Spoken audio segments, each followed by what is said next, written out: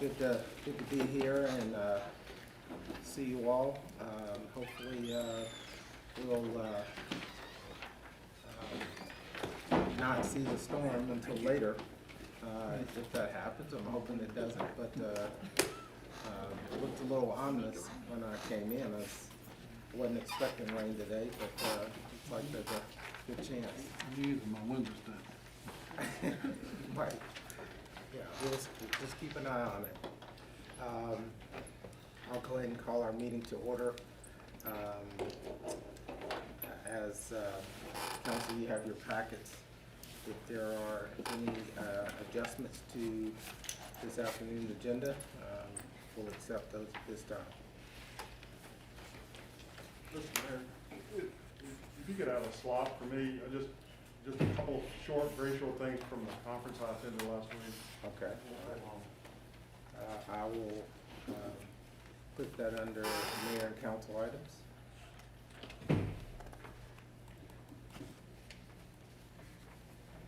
If not, I'll accept the motion. No other items to approve our agenda with a addition of our attorney comments under item A. I'll make that motion, Mr. Mayor. Motion's on the floor. Is there a second? Second. Motion is made, received a second. All those in favor say aye. Aye. Any opposition? Hearing none, motion passes. Move right on down to council items, and we'll start with Mr. Harris. The one thing I wanted to bring up, last week, and Jonathan probably met with this guy way back in December, lives near the Meadows down here on U Street, and Mr. Butcher. And I took a tour with him, and he raised some concerns, especially since there's been a dog escaped from the kennel or something over there on the main road and went all through that rock property. There's a big drop off, like a 20-foot cliff, you drop into the creek. And he was concerned, your kids start wandering out there, and he was asking about putting a fence up on the property. I know he talked to you, and he's talked to John Abernathy, and I told him I'd just bring it up at the briefing this week that, I went and toured this area. It obviously has a couple areas that could be problem, where it's the old landfill. I guess there was a landfill in the whole property there, and you see metal stuff sticking out of the hill over here, up away from this house, where his other two lots. Then down below him, which is actually part of the development of the cliff, if you walk out, it's like a 20-foot drop with a bunch of rocks down to the bottom of that creek. And then, obviously, the other piece of his concern is, he doesn't want trespassers coming through, coming down that hill and cutting through his yard.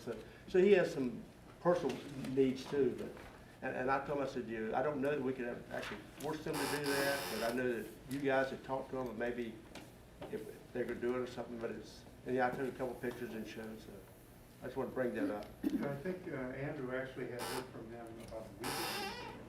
I hadn't talked to anybody regarding. Okay, it may have been somebody else. Okay. But I was confused, Dr. Andrew. anything, I thought it'd be good, because if not, the next step would be when the homeowners association forms in there to get a fencing behind where the dumpster is. It goes down through there. But I told him I would look at it. He took me for a ride around the property, and I picked out, like I say, obviously there was some personal wants in there too, but it was also some pretty good reasoning to have a fence up the top of that hill. And it'd be better than having homeowners do it, the developer could do it. I do know that the fence was not included as part of the approved site plan, so the developer is not required to build that fence. I checked on that November, December whenever I talked to that gentleman, probably the first or second time. And I do know that at least on one or two occasions I did dispatch John Abernathy out there to check on some erosion control issues, and those were corrected. With a site of that nature, it's entirely possible that those types of things occur repeatedly, ongoing. So. And I told him that also that we may not could force that to happen if it already wasn't in there. But I said I would give it back to you if Abernathy's talked to them or whatever, and maybe they've agreed to put something there that would be helping that area so that kids don't wander down that hill. But And I said, the next choice would be once if something happens down the road, you get a homeowners association to do it then. But that was, I agreed that I would bring it up to you and see what's going on with it. But George, just make sure I'm understanding, are we talking about behind, there at the corner of Wine and Eastway? Where the apartments gonna be in there. Right. If you go on New Street side, it's from way up there, it drops about 40 Right, feet. right. From the level of where the bottom of the apartments is 40 feet down to his property, and there's a creek down there. But there's one area where you it's kind of cut into, it's caved in like that area right there, and it drops like 20 feet down to a bunch of rock in the bottom of the creek. If you have some kids that wander down, boom, there.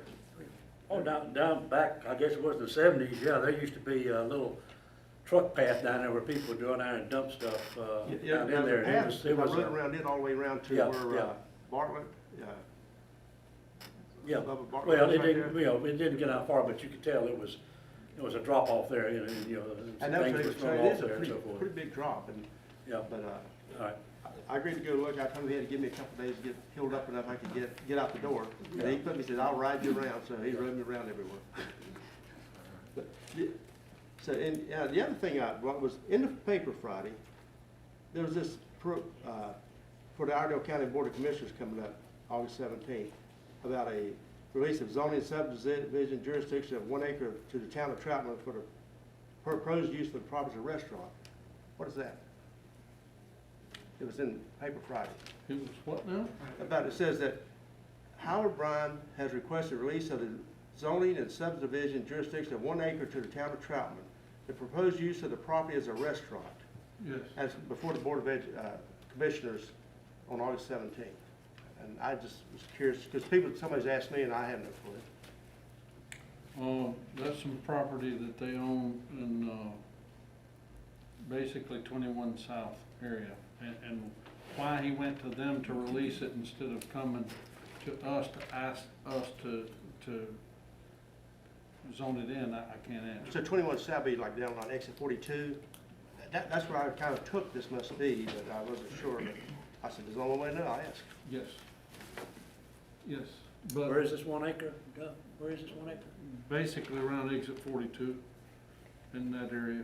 Yeah, and then they mentioned that the proposed purpose use was for a restaurant. That's what got me. I said, well, somebody asked me, I said, I really don't know that answer. And the only reason I know is I actually ran into the property owner and not Mr. Bryan. And the property owner himself had told me about that. Otherwise, I would not have known myself. But it was in Friday's paper, I think it was. It was first published for August 6th, so that was the day it was, and I had to see that. So, of course, we tell my paper was wet. You got to deliver wet paper. Now that dried it out, I found this. Anything else? That's it for me. Great. No? I'd just like to say I attended the National Night Out last Tuesday, and it was a nice event. Couldn't have asked for, I know it was dated way early, that date, but it was a very nice day. The weather was nice. It ended up being a little overcast, but it really wasn't that hot, and it was a nice crowd. I thought the crowd was a little less than what we'd had in the past, but still a very nice turnout.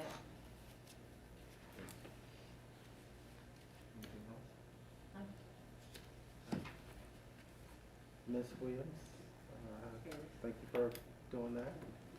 I'm gonna start with Mr. Hinkle here. Anything you got? Not really, sir, nothing at this time. Unfortunately, I missed the National Night Out, and I do apologize to the chief and the department for that. It was not intentional. I had a kind of a 911 situation at the house about the same time that was taking place. So my wife and my daughter represented me there, and but I understand it was very nice, and I do apologize for not being there. I had certainly planned to be there, but I'm glad, things, I understand, went very well. They said they had a good time, and everyone there seemed to be enjoying themselves, so I'm certainly glad to hear that. Yes, sir. Sorry you couldn't be there. Yeah, thank you. Mr. Now? Mr. Mayor, thank you.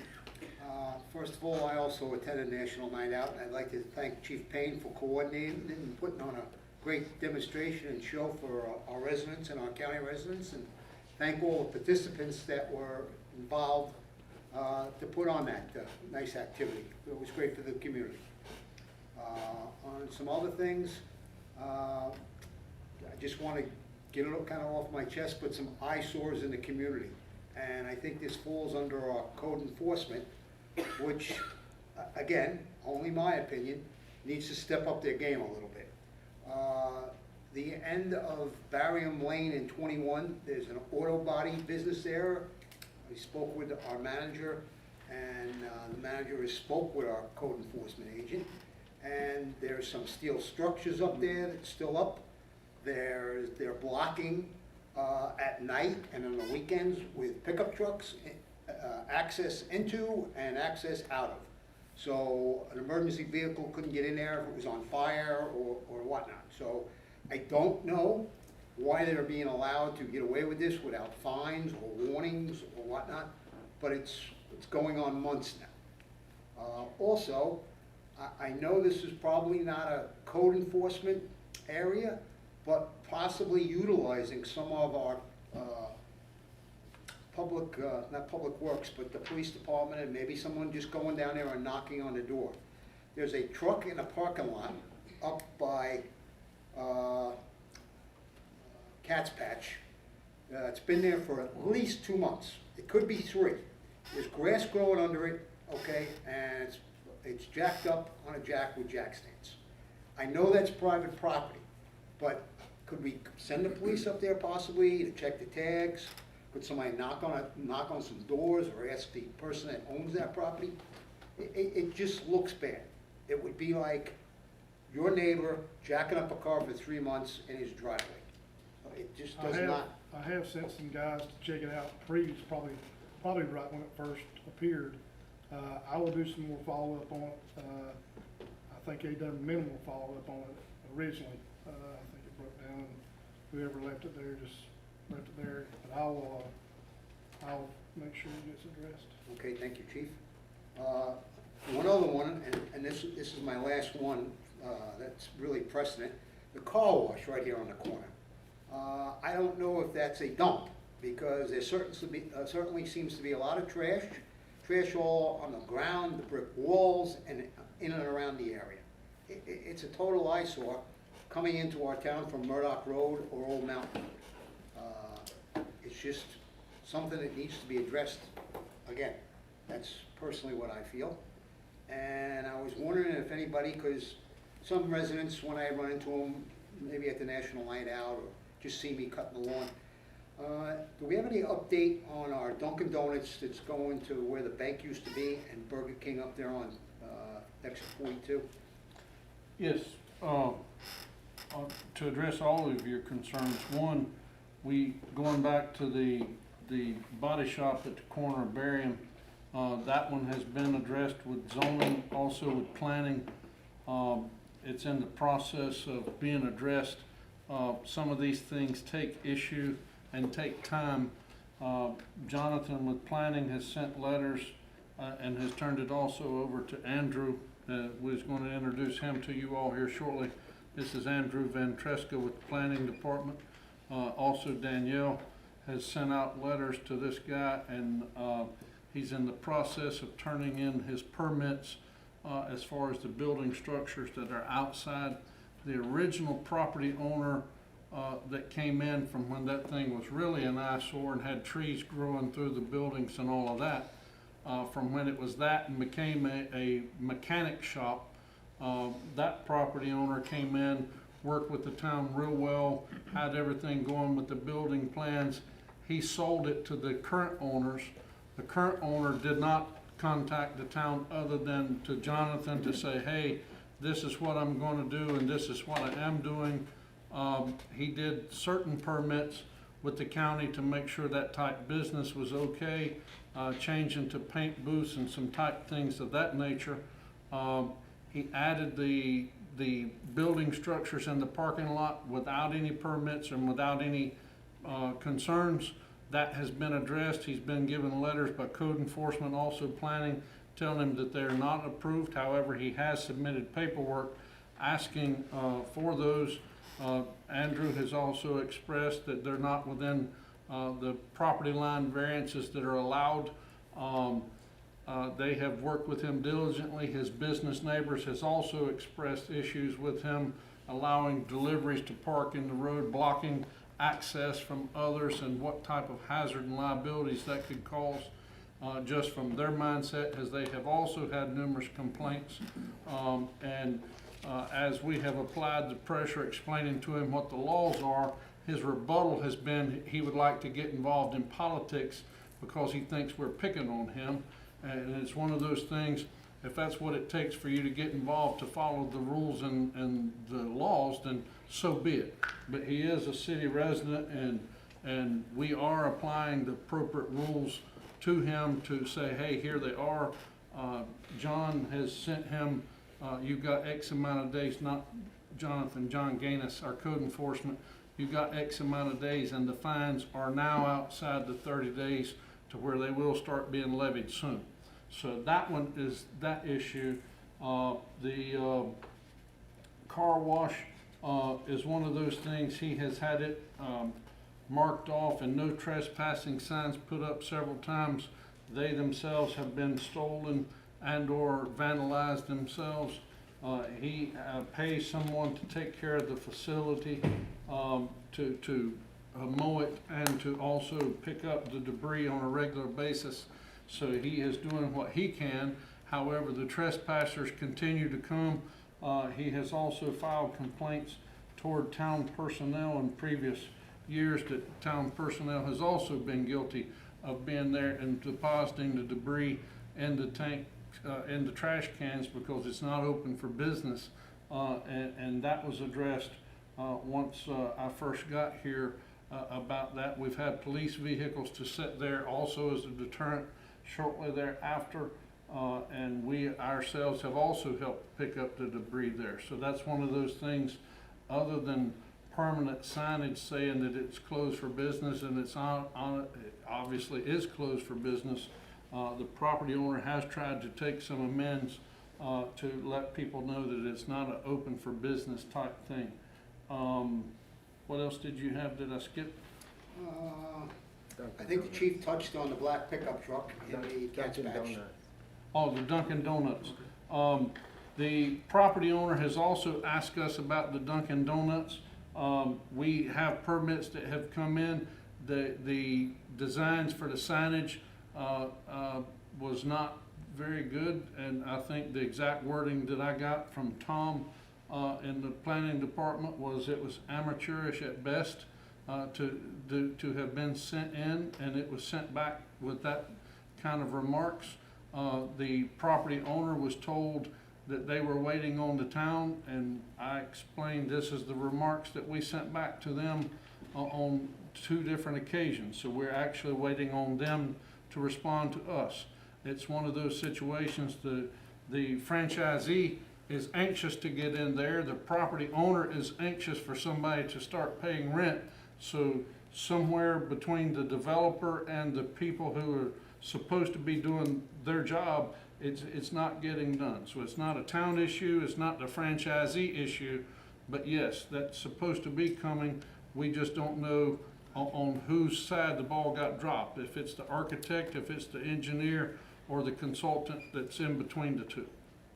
Yeah, from the comments that I've been receiving, it's a positive thing that the residents are not saying, well, they Oh, just no. want it. Everybody So that's wants a it, great except for the thing. person that's supposed to actually be doing the work that's the balls got dropped with. Jonathan, you have an If I update? could just add that, Tom and I had an additional conversation about that, and he did say that to the sign vendor's credit, they have made progress in getting close to what our expectations are on the sign ordinance. The other thing is, and I think this is important to note, I did issue site plan approval for that property. I think it was end of last week, so progress is being made. On Dunkin' Donuts. Yes. Whose responsibility was that, the property owners or the franchisee? Neither. The franchisee has hired somebody to do the work for them. The property owner just wants to collect rent and help them. Okay. But the franchisee has hired people to do the work for them, and that's where the ball got dropped, is who they hired to do the work for them. And did that clear up the Dunkin' Donuts? Yes. And also for the truck there at the fairgrounds, when it first got checked for the first 45 or 60 days, it was in compliance with, as far as the vehicle was properly registered. And I agree with you as far as what it looked like. However, it was on private property, and it was properly registered as far as our ordinances, as far as a proper license tag being affixed and those type things. So initially, we could not do anything about it. Now, I will readily admit, in the last 30 days to 45 days, I have not rechecked, and I have not asked anybody to check on it since then. And I can't remember the time frame as far as the registration on the vehicle. Okay, thank you. Yes, sir. Thank May you. I ask, is there anything, since it has been a while, is there anything we can do legally? I mean, as far as getting that, If it is still properly registered, no, sir. If the registration is expired or something of that nature, then yes, we can. And we will simply check the registration. Now, he's on his way over to try to find out all he can. If it's still properly registered, then no. no, it's- okay. Not with our current ordinances. Right, I understand. I understand. That it, Mr. Now? I'm good, Mr. Mayor, thank you. Thank you, everyone involved. Yes, sir. Ms. Harris? I too attended National Night Out. As I was coming in, some of my friends were coming out and they were talking about how much they enjoyed it. So thank you for putting that together. I did notice that regular meetings with NCDOT y'all started regular meetings with NCDOT. So I was wondering how that went, and are we seeing any positive so far from that? The first one was a lot of catch up to do because it had been a while. I would say there is some positives coming. We have state DOT, as I expressed to the local guy, a lot of times when we have face-to-face meetings with the local people, they can see and feel what our frustrations and issues are. As we have talked to all of you all on council, it's easy to know and understand when we talk about needing a turn signal at Old Murdoch Road, for example, why we have those issues, and they are here working with us on a local and an everyday basis, then they get feedback from their people that are here. So that's easier for them to understand. To where if we're working regionally with somebody who's using a traffic impact analysis or they're looking at maps, then they're using statistics and surveys. And the exact example that I used with those when we was having our meeting, and this is something that Andrew brings to us expertise and background wise, is he's on the, tell me the full name, not just the initials for council's benefit, of your vice chair capacities. Oh, the Charlotte Regional Transportation Planning Organization. CARTPO, we know, and MPO and all of those is, but Andrew absolutely brings the transportation background. So when we use those analysis, we understand it, but a citizen may not. And Ms. Starks, for example, when we had our bike ped meeting this past week and Mayor Pro Tem was there, I was able to talk to her and explain what, Andrew's background and all that was, and that sounds nice, but until somebody can understand it a little bit more, it really don't mean a lot. But in that meeting, John Cook has known Andrew over the years and understands what relevance that is. But when they tell us we gotta have so many cars per day to travel this road and then so many cars on this road to qualify, I understand those as basic requirements. But when I'm sitting there saying, look, if these cars are traveling north on Main Street, and no offense, but truck drivers, and by and large, are some of the best drivers in the world. And I'm not here to speak negatively of those professional truck drivers. But there's a certain percentage that go out and get certified to be truck drivers because it pays well, and they should never be truck drivers because they never got the expertise to do that. And invariably, we have some of those to come through Troutman. And they go up here on Main Street and they try to turn right onto Old Murdoch. and they sit there, and we have normal citizens wanting to turn left onto Main Street from Old Murdoch, and you've got 1 or 2 trucks waiting to turn right, and we've got a family waiting to turn left, and they take their life in risk because they can't see, and this huge truck is sitting there waiting to turn right, and there's not a traffic signal to help them to turn safely one way or the other. And this truck, because you've got this guy or lady that's brand new or don't know how to drive that truck as well as a professional driver does, and they're waiting to take up all the lanes that they can to turn right and or take out our signs and half of our sidewalk because they're gonna drive it up on there because they don't know how to drive. And that's the danger. And John Cook sat there and agreed and said, you're absolutely right. Well, if we got children driving to and from school during high traffic times in the mornings, that makes it even invariably worse. So those are things that a traffic impact analysis is not going to answer for us. And if we don't do something soon, that's the type formula that's going to cause a fatality that we can't measure until the fatality's already occurred, and that's what concerns me. And we talked about that at Talley Street also, and we are, with the development that's coming there, we do think that there can be some good news along with our pedestrian project that's occurring there. And so I do think, to answer your question, that it was a very good conversation that we had with DOT, and we hope that that will continue. Yeah, I hope so too. The last thing, it's actually touching on something that you mentioned. You were talking about explaining something to Ms. Starks. One thing I was thinking about, I see a lot of Facebook posts, I see Troutman locals, and in the Nextdoor app, people are asking questions about our town, asking questions about streets. They don't realize some streets are state streets and they're not our streets and things like that. I was thinking about some type of, I don't even know what it would be called, like a citizen academy or something like that. It could be like further down the road or something. I mean, even next year, it doesn't matter.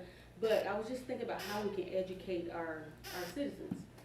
Our town is growing, a lot of people are coming to our town, so just something that we can think about. Maybe, I thought about even like, I thought this was probably too much, but I thought about even some interns doing some quick videos or something like that, just to educate our citizens in Troutman, just something to think about. Okay. And just to give you a little feedback, we did have a Citizens Academy at one point.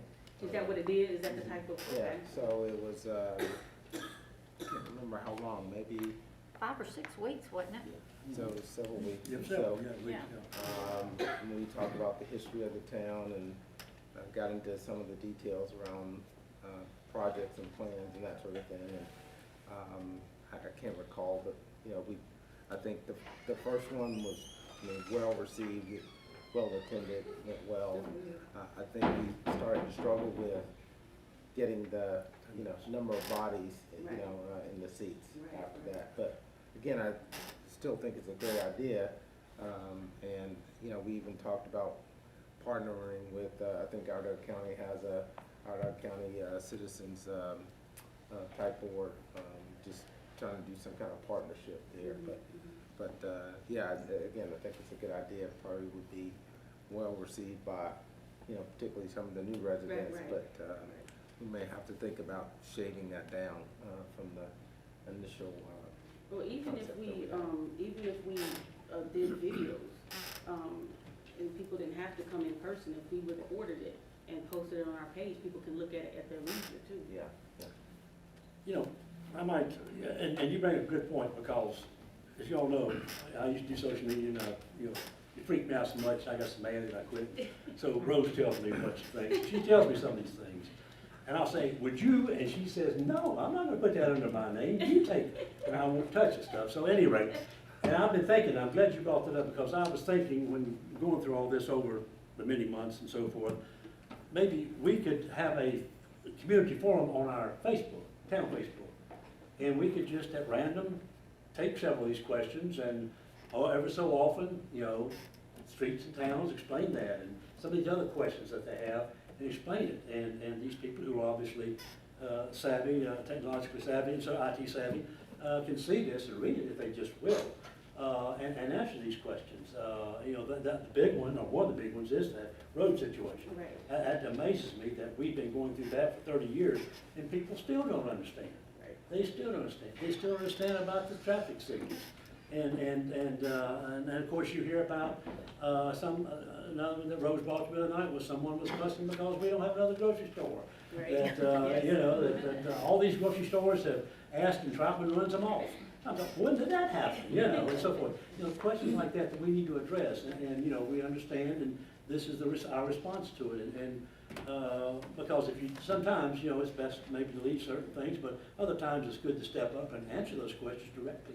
If you don't, because, you know, silence may mean this person who's putting it on the internet is correct. Right. And people tend to believe what they see, and so you know, that's a good point. And perhaps in lieu, and not in lieu of, but in addition to a Citizens Academy, and as the mayor said, and that was the reason, unfortunately, that it went once or twice, well, it was twice, and then lack of attendance, it just kind of faltered after that. But in lieu of that, for the people who maybe don't have time for something like that, is to maybe, again, take a couple of questions at a time, and every 2 or 3 weeks, take another couple of questions and answer these things that we see on social media, that people can read on our website under like a community forum heading or something of that nature. So that's something that came to mind. Was that all I'm you done, had? I'm done, thanks. Doug, can you tell me who is a member of this committee that you're meeting with on DOT now? Say that Yeah, again, please. the members, you know, who attends on that meeting with DOT? I mean, you and John Cook and who else? Andrew, and it will now be Lynn, the planning director. Okay. But council is welcome to have 2 members of you all to come with us. Yeah, I would love to be a part of that, if that's permissible, and Absolutely. to you. Two Yeah, I mean, I read council about members myself. and the mayor Yeah. yeah. is And welcome. do you meet once a month or every week? Or? We're gonna try to meet monthly, yes. Okay, I'm glad to hear that. And my last question is, the last time we had a serious talk on the traffic signal there at the corner of Old Murlock and there in front of Walgreens 21, the state was going to do, I think John said they were going to do, John Cook said they were going to do some sort of a study, and that TIA, I presume, and so forth. And do you have any results? Is there anything? It came back as not meeting criteria, however, that was right at the end of the school year, and I felt like that it was not a fair sample because the juniors and seniors were not having to go to school this year, and because of the COVID situation, I think it was still optional for a lot of students as to whether they went or not. So I still don't think it was a fair sampling, even though they stepped up and did the sample. I still don't think it was a normal type year to do that. So they and we discussed the other day, they're still willing to come back sometime once we see that we have a normal time to do that and come back and do another study. We'll just have to wait and see when that's going to be. And right now, still, and we'll discuss some COVID stuff later in our meeting, who knows when we'll get to determine when that is. Because I really think our morning commutes rather with school in session will determine that more than not to be favorable for a traffic signal. Thank you. Anything else, Ms. Harris? No, thank you. Thanks for all the good work. I was happened to be in our nation's capital during Night Out, and hate I missed it. Normally I try to be there. Someone's always trying to get me to test the tasers, but that's still not happening. But again, thanks for all the hard work. It sounded like it was well done. So Team effort, man. yeah. Everybody done a good job.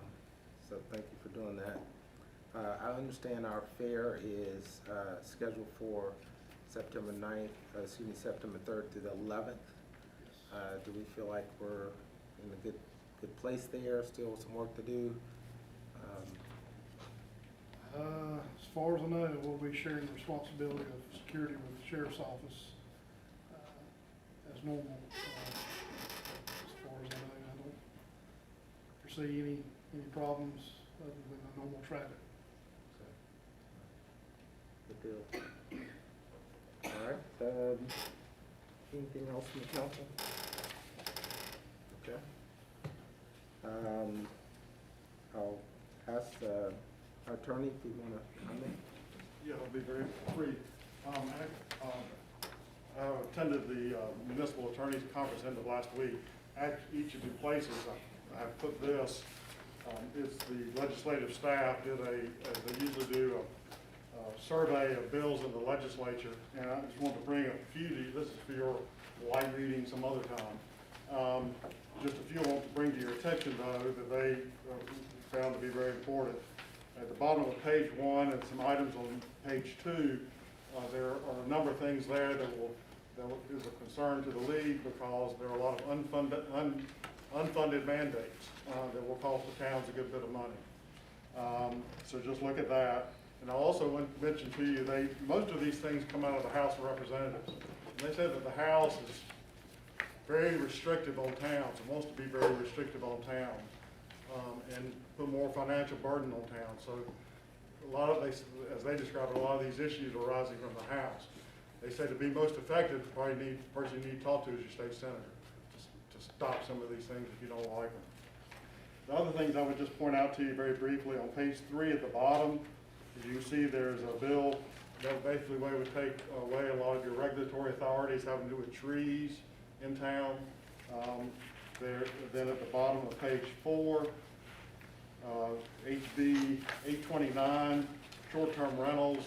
That would be of importance to you because that bill we wouldn't have been able to do anything we did with limelight under that bill. You would lose the authority to essentially regulate Airbnb. 831, HB, the next one, HB 831, that takes away any agreements for saying to somebody, if we'll provide you with water and sewer if you'll be annexed. So that takes away that authority. So those are just the ones I want to point out. There are several others that are important. The final thing they asked us to bring back to you is Freya Bluestein from the School of Government. She's been with the School of Government for 30 years. And, you probably had some contact with her. I know those of us in the legal profession, planning profession, have a lot of contact with her. She is retiring and will be a huge loss to the School of Government. It was last week a scholarship in her honor has been created called the Freda Bluestein Scholarship Fund for the Municipal and County Administration Corps. Obviously very important to clerks. So the last page that you have is a piece of this card and of the address if you'd like to send a donation to that scholarship. That's all. A question, Gary, if I may, Mayor. Yeah. On the HB 31, 831, for the annexation for water and sewer, can you expand on that? Exactly what it says, would prohibit a common contract term and agreements between cities and separate water systems that serve the jurisdiction, specifically not allowing contract terms that extended water service only upon annexation of parcels served into the city.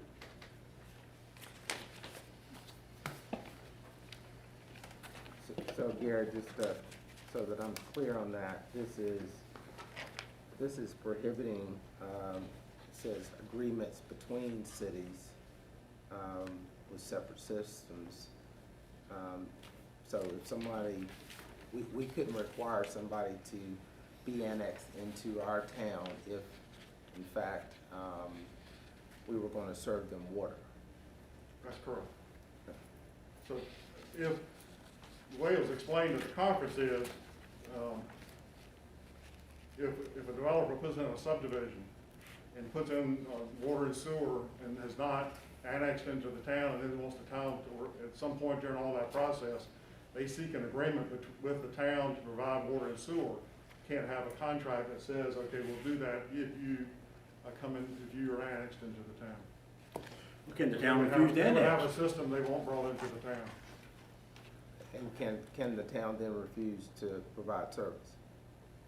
We could, as long as they're not annexed. if they're annexed, then we gotta provide service. Right. Which, from my understanding, and correct me if I'm wrong, right now, if somebody come and says, hey, we want water and sewer, we don't provide it unless you're a city resident. And that's fine. Well, we want to annex in, that's great, we'll provide you water and sewer. That's not a contract, that's facts.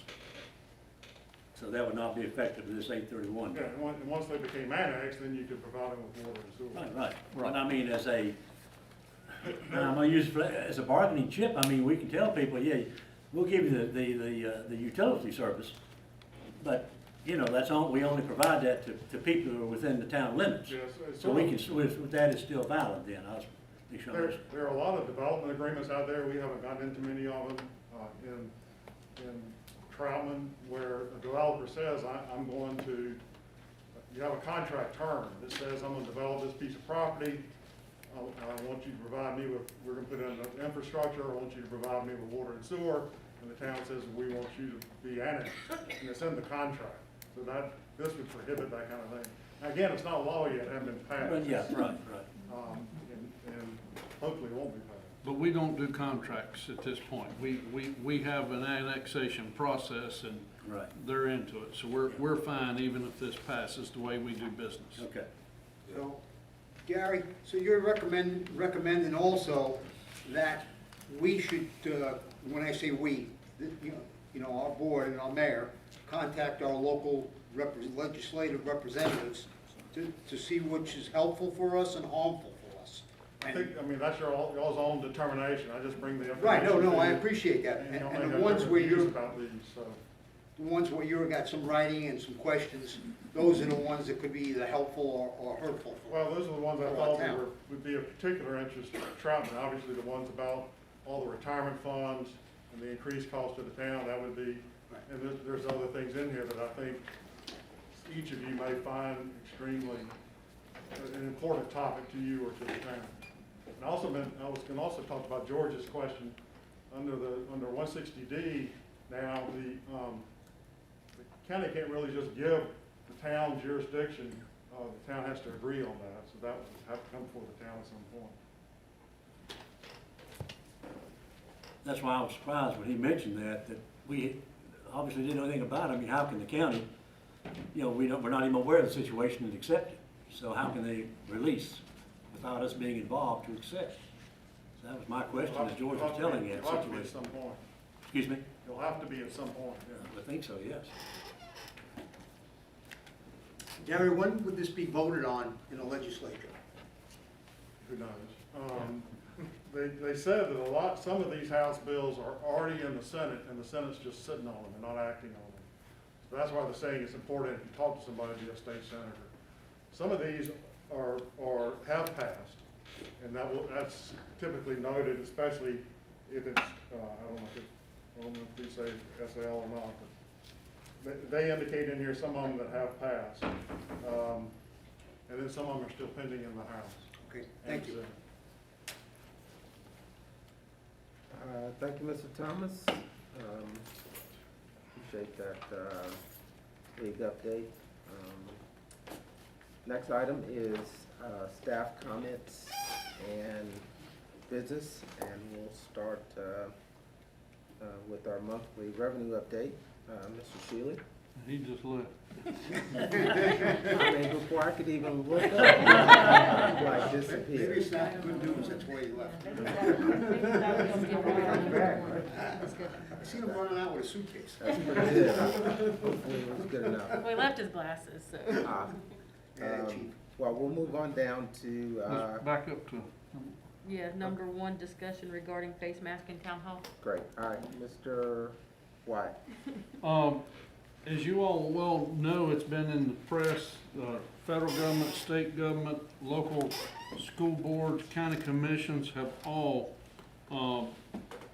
had various meetings and topics to discuss it. The mayor and I talked, a couple of you board members and I have talked, and we thought it was appropriate in talking to the mayor and Mayor Pro Tem that we just go ahead and put it on our discussion for the pre-agenda.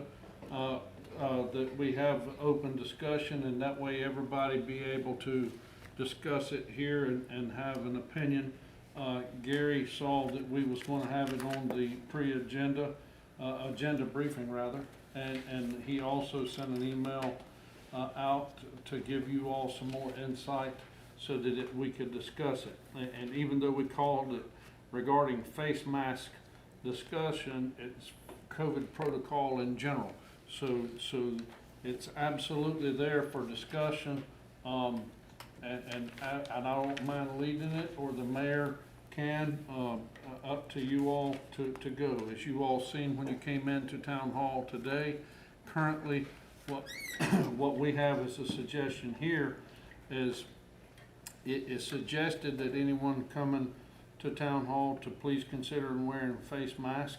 It is not mandatory, and my research of what other governments are doing, even with the President of the United States, the Governor of North Carolina, the Governor even come out, and I'm not trying to make light or shed any stones at anyone, but he even come out and said, hey, it's mandatory. Well, no, it's not really mandatory as far as his staff having mandatory shots for all state employees. And then it turned out, well, no, it was just his cabinet.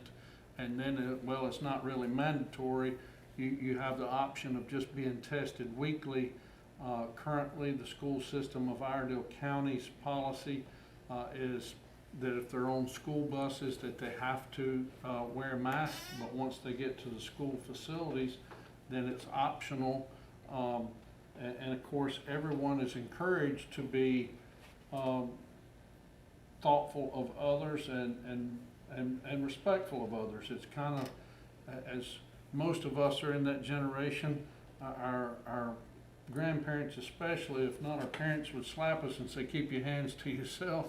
And it's kind of the same thing. Be mindful of your manners, so to speak, and what that means to others. Well, it is here, choices on getting shots, not getting shots is personal. A lot of people can go into a whole lot of different directions of what that means and what it does not mean. We have differing opinions that can go as deep or as wide as you want to go within our own staff. We have exposures on a regular basis within different staff members here, and I get called late at night, early in the morning, so-and-so in my family's got this. We've had staff members here to lose very close family members, as you all know. So it can get very close and very personal to us all. So it to me is not something that we take lightly, nor are we trying to take it lightly. I strive to protect every employee here. Want us all protected, but at the same token, I am very conscious of each person that walks in this building to work and serve the public of their choices when it comes to taking shots. And I reluctantly, and I ask you all to be respectful as a council of what that means.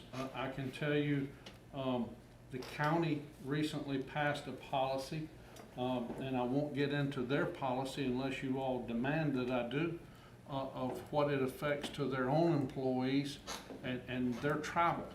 If an employee that does not have shots, what that employee should and should not do if they travel by airfare, by air, and then once they come back, whether it's domestic or international, then they've got to quarantine and they have to do this and they have to do that. Well, to me, that crosses a line of how you treat employees and how you don't treat employees, and it's almost like wearing a scarlet letter when you start doing things of that nature. And I caution us, even though we want to be safe and remain safe, what that means and what that does not mean to people, and how we get into demanding that employees give up personal information to us and tell us if their medical information.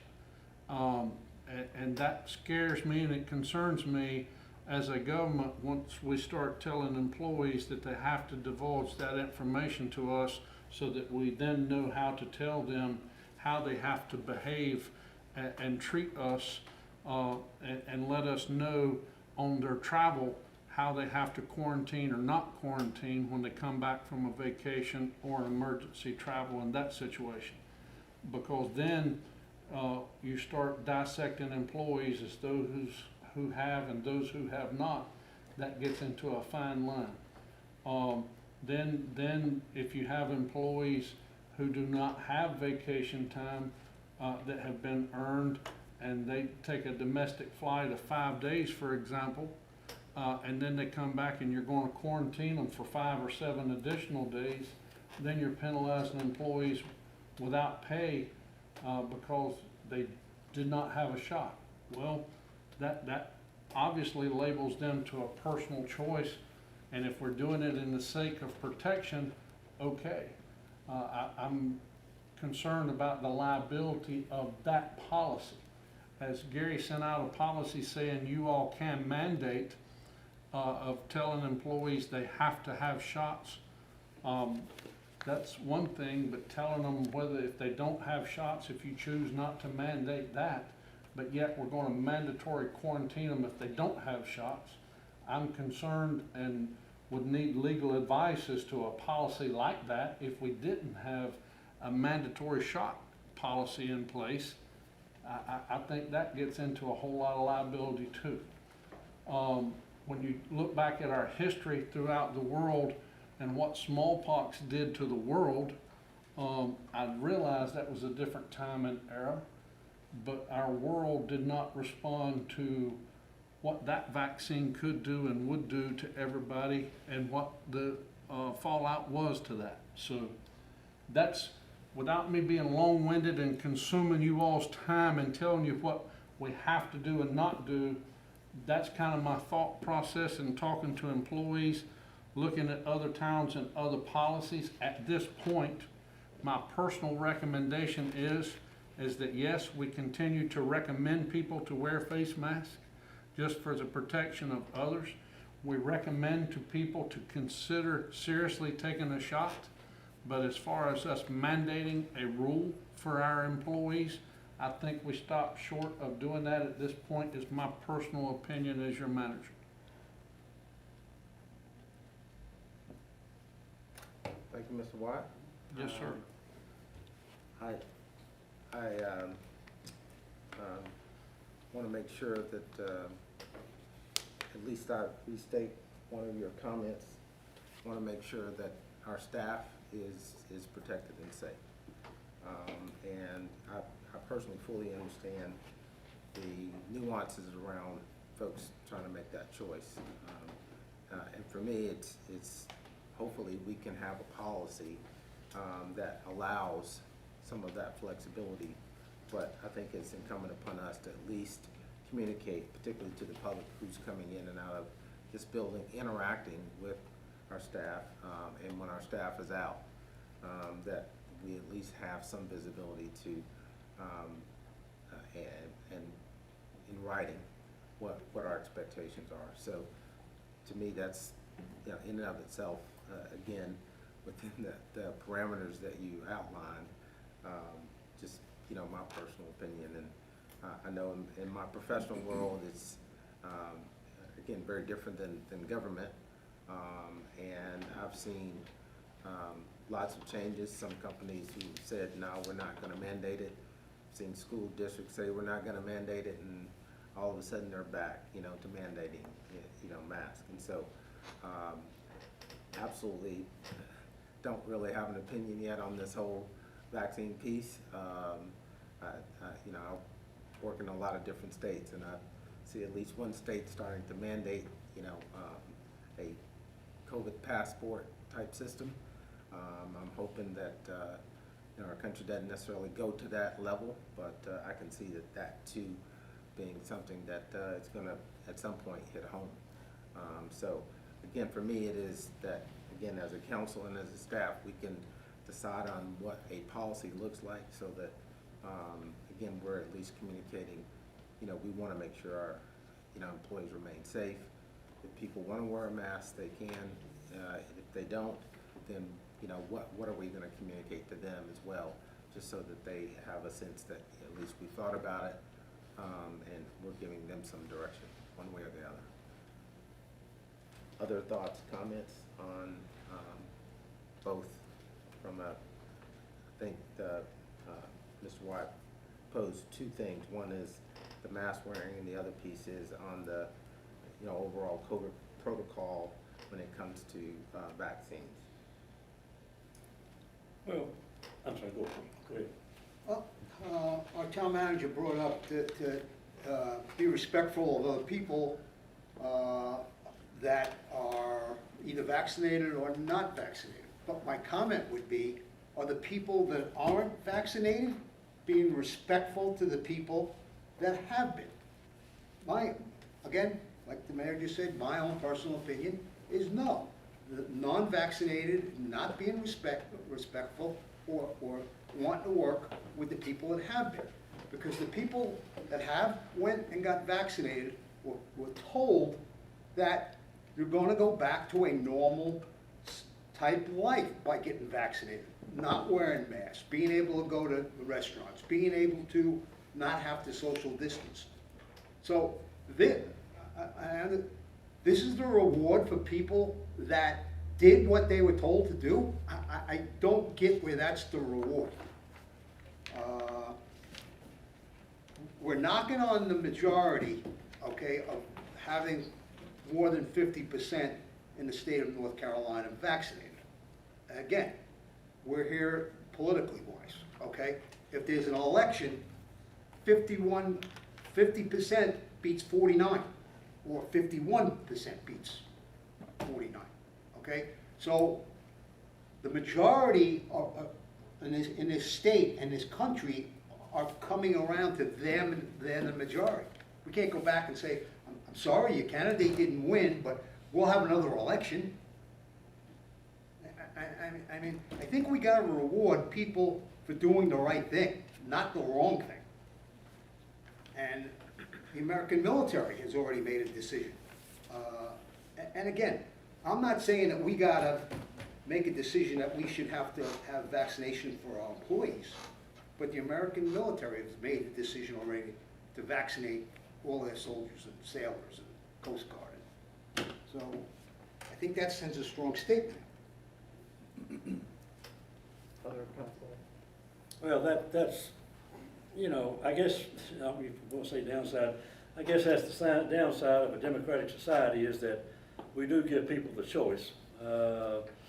You know, an employer can mandate, and an employee can say, take your job and stick it here, I'm not getting my ejection, and, you know, there are no legal consequences other than that. I mean, then they can go find another job, and the employer can find another employee willing to take an injection, or the shots. You know, my thing is, my concern is, and you know, a lot of employers, and Mayor, you may understand this, because I've heard this in the past, is that, you know, you've got employees that are wanting to sue, if not already filing suits against employers saying they're not providing a safe workplace. And I just want to make sure that we are defensible if, God forbid, something like that happens, that we can defend ourselves in the court of law, that we are doing our utmost best to provide a safe workplace within reason and within constitutional bounds. So, you know, yeah, I choose not to wear a mask. If I, you know, when I did have to wear one, I did it begrudgingly, but I did it begrudgingly. I'm fully vaccinated. I've been tested several times, and, you know, thank goodness I've, you know, nothing, and I'd like to be rewarded for that, as Eddie says. However, there are others who believe what you read online, and you know, and choose to be an anti-vaxxer and whatnot. So, you know, what can you do with people like that who are out there and are putting the rest of us at risk? Because, yes, even though we've been vaccinated, I could still get it. If at worst, I would, you know, have an illness, but it should not put me in the hospital or even death. But that's still an inconvenience for me, to say the least. So, you know, I don't appreciate that part of it. But again, getting back to the matter at hand, you know, as an elected representative of the people and kind of the overseer of town hall through our town manager, you know, I want to make sure that we are legally providing a safe workplace, that if an employee does get it, God forbid they pass away, that their spouse or their other relative would not come back and sue the town saying, you know, my wife or my husband or my, you know, grandson died because you didn't provide a safe working place. You know, you gave people the option, and due to that, some people didn't wear a mask and gave it to somebody else, and et cetera, et cetera. So that's my concern. I'm just throwing those out as possibilities. I just want us to make sure that under the law, we are protecting a safe workplace for the town to the best of our reasonable ability. Other comments?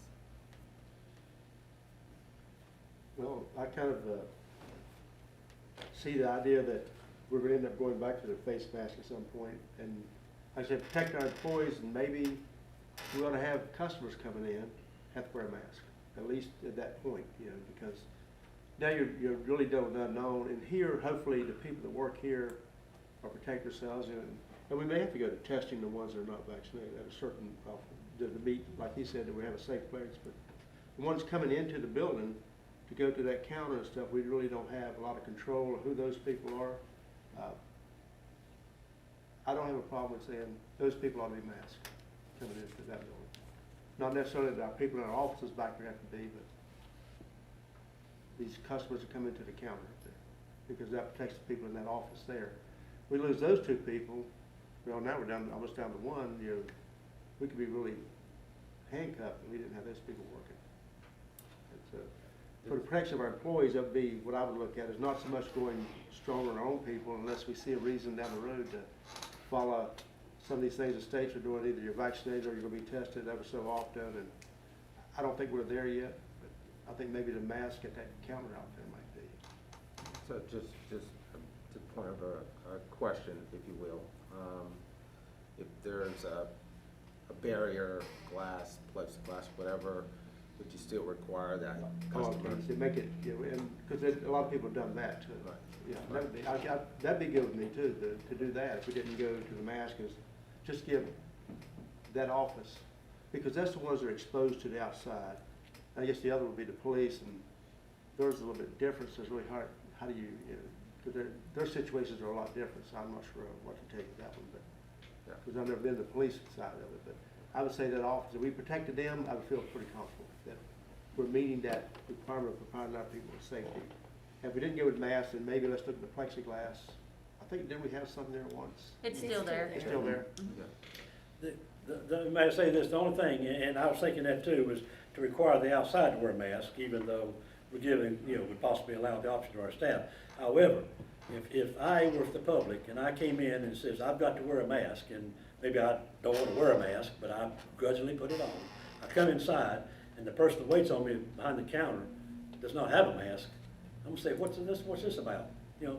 But if we had the plexiglass Well, protection there. if you have the plexiglass, then you don't need to ask them to wear a mask. And the other thing can But do I'm is saying in drive lieu of it. that, you know, I would hate to require somebody from the outside to wear a mask and then come in and face one of our employees who does not wear one. You know, they may have an issue with that. So, you know, that's, the plexiglass obviously would take care of that. And if that would, you know, prevent the public feeling slighted, shall we say, and then being required to do something that we're not absolutely requiring our staff to do. I said, we do have If we two had the options. They can plexiglass. go to the counter, drive-through, they don't want to walk in there with a mask on. You know, so you have two options. I mean, But if we had, as you say, the plexiglass, then, what we do, we can't yeah. get to 50%, you know, we're trying to get to 75, we can't get to 50% in Iredell County. Yeah, I've mentioned many times, I think people ought to get vaccination, but obviously it's people, for whatever reason, choosing not to. And now, myself, I personally, if I go to certain places, because I know that the county, and when I go to Taylorsville, they're really low on masking. If I go to Walmart, I wear a mask, because I'm figured I want to bring more of them that haven't been vaccinated. And certain other places that I go to, I'll wear a mask. You know, it's a shame you have to think of it that way, that you don't treat everybody equal, but you have to start thinking about who didn't get vaccinated.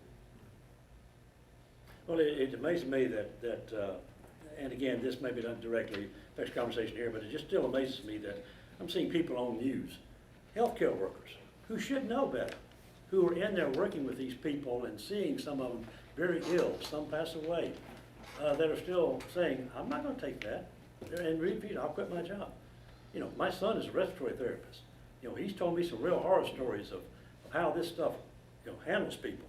It jerks, and people come in very defiant, and they leave very humble if they leave at all. And one conversation with respiratory therapists and people that work with these people would make a believer out of you unless you're just totally, you know, got your mind blocked. But it just amazes me that healthcare workers, of all people who are educated to believe in the system, to believe in the medicine and the process, and that sends a wrong message to others who are not. And they say, well, look, this nurse, this, you know, this health technician and so forth are refusing to take it. There must be something wrong with it, or why should I?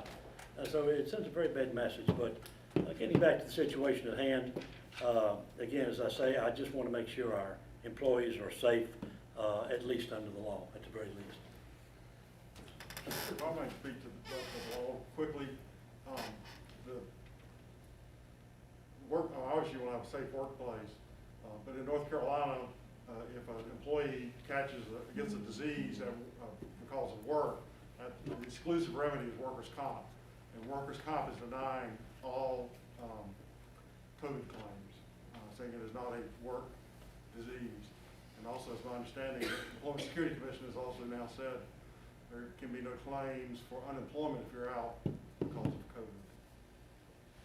Harry, what is your opinion if, as I said, we'll use my example a while ago, that, you know, if we leave it up to our individual staff, and some wear and some don't, and one of our employees becomes ill, and again, you know, certainly, God forbid, serious repercussions up to it, including death. Are we, as a town, as a board, or council, are we liable? At this point, no, because the exclusive remedy is workers' comp. And workers' comp says you can't collect, even for death. Okay. Other thoughts, Ms. Harris, Ms. Williams? The only thing, I mean, you can argue either way, and I just wish that people would, as Eddie said, be considerate of other people. And I agree with George. When I go into a larger store, or most any store, I wear a mask. And there are still merchants that have the sign up, if you've been vaccinated, you don't need to wear a mask. Well, I personally know, and it's ridiculous that some people show their stupidity, but I personally know several people that says, oh, I saw this sign up there and it says, oh, I don't have to wear a mask if I'm vaccinated. Well, I haven't been vaccinated, but I'm gonna go in without a mask. And so, I don't know, I want the safety and security of our employees, and I think that's utmost our main concern.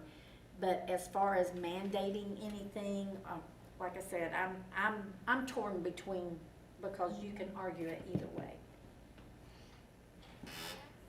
So Sally's last statement is what I was thinking the whole time, as far as mandating the mask.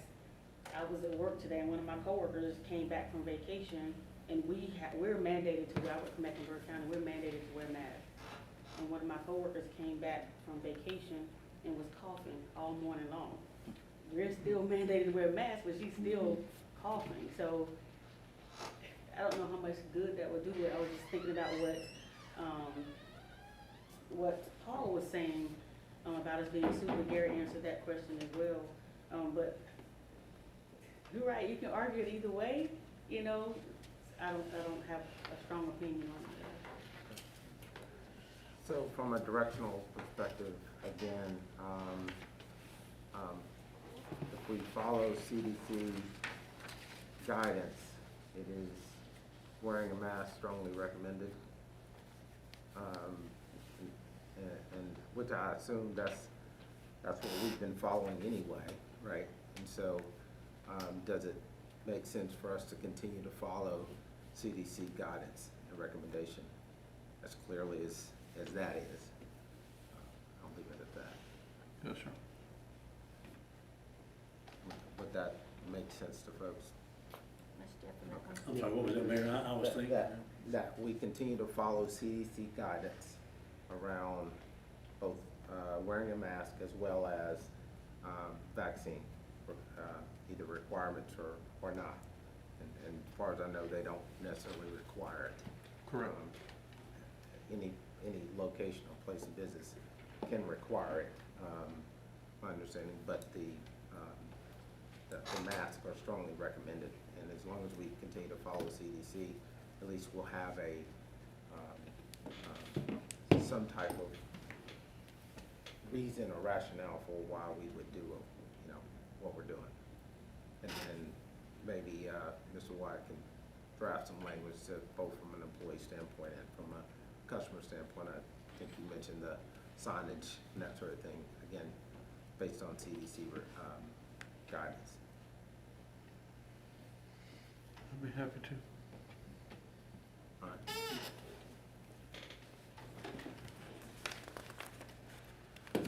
Oh, next item is that the monthly revenue update? I think it is. Well, so when I called it the last time, somebody got up and walked out. Oh. I was trying to get out and back before you got there. No, it didn't happen. It's like you disappeared and I looked up, you were gone. Okay. But no, Steve, if you don't mind giving us an update. I don't mind at all. As you'll see, our sales tax continues to be very robust. And our water and sewer billing also is very strong for the month of July. Did not, when I prepared this before I went on vacation, did not then have the property tax collections for July. They were very negligible, but the bills are going out now, so that should be picking up shortly. But everything continues to grow.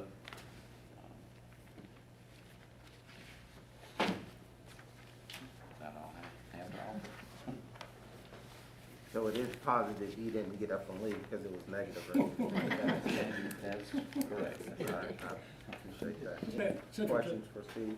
I was just gonna ask, it's not necessarily on this particular update, but in terms of revenue, what's the latest on, as a result of several of the stimulus payments that are bills passed and payments going out to, different governmental units and down to the local cities? What, I think the latest thing was we were gonna get something between 800,000 and 900,000 over a period of time, and so where's that stand right now? Okay, well, glad you asked that, and I should have mentioned that, but we did get the first payment, the American Rescue Plan, we're supposed to get, as you said, a little over 800,000, and we got the first, to be done in 2 payments, and we did get the first payment. I believe it came in July the 30th, so that is in hand.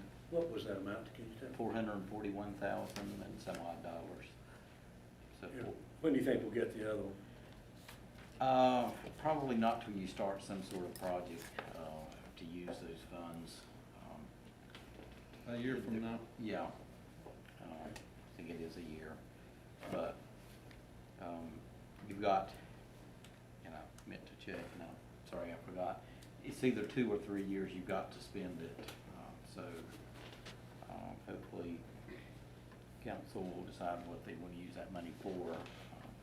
There are a number of options, infrastructure being one of them, water, sewer. But that is basically to be paid in, two sums, and we've got the first respect. So the second payment, we've got a year to justify getting it, or you said we have 2 or 3 years to spend it, but to get No, that I second think we'll payment. get it anyway, and then if you don't spend it, of course, you have to give it back. But Okay, so we'll get the second payment in In a a year. year, and then we've got 2 or 3 years to spend it. It'll be gone before then, Oh, we'll yeah. get more of it. Oh, yeah, I understand. I was just asking the parameters, yeah. Yes, sir. Okay, I understand, okay. All right, thank you. Is there any more over and above, I'm sorry, any more over and above that, this? Not to my knowledge. Not approved. Not approved. Right. Okay. There is a infrastructure bill that is in front of Congress still, so see where that goes. Okay. And some of that is to localities, so see. I'd say thanks to the drought, I did my share to help get the water bill up. Yeah, no, I did the same as my wife told me, yeah. Is there a joke behind that or something? Just, it's amazing what, Half you had roads water, about not do a the bit water of good, bill. you see it just sucked right up there, irrigation, Oh, sucked it right okay. out. Every time we run, add more water. I thought maybe you had a leak or something you didn't know about, and you got a surprise, you know. He kept saying it was, what's the weather like? Well, he pushed a drought on us, I guess, and came through. All right, next item is. Before we get to that, and I guess this will be the last report from you, so I'd like to congratulate you on your well-deserved retirement. Thank We you. will miss you. Thank you. Appreciate that. I think I've said it before, but again, appreciate all the service and the fact that you're going out on a high note. Doesn't mean that it has to go south next month. So I think we can find you if that's the case. You know where I live. Well, But I've enjoyed my time here. Knowing Steve, you know, even before he came to work for the town, I knew him, and when our former town manager told me that who he's interviewing, I said, I know I can't tell you who to hire, but I said, he'd be a good one. And I'm glad he took my advice, because up until then, we did have some situations in our financial department, so to speak, but then we didn't have a dedicated individual doing it, and certainly with the expertise that we have in Steve. So when Steve came, things just went, you know, up, and have been up ever since. And I hate to see you go, but I understand. You know, I love retirement too. Not having to drive to Charlotte every day, and I'm sure not having to drive from, you know, Alexander County every day is part of the delight. But you know, thank you for service town. It's been a positive thing, and as I say, you took our finances, and I'm sure the auditors love to work with you too, because you know I can't remember getting a you know, little minor suggestions, but nothing that, you know, whereas before we did get some things that said y'all need to, you know, and we didn't get that with you, and it makes a big difference. And thank you very I much. appreciate council's support over the years, and everything you've done for the town. It's a different town than it was when I came. Yeah. Oh Lord, yeah. And do you recall what our budget was when you started? I want to say it was about, the general fund, I think, was around 800,000 or 900,000, somewhere around that neighborhood. Probably right. It's grown a bit. Yeah, quite a bit. A lot fewer people. A lot fewer people. Good deal. Thank you. Appreciate it, Steve. Next item will be our Greenway and Banners. Ms. Watson? Thank you, Mayor. In our planning retreat a few months back, we discussed refreshing our Greenway banners and ultimately the frequency of how often we were updating them. Worked with Adam to come up with a schedule that works for,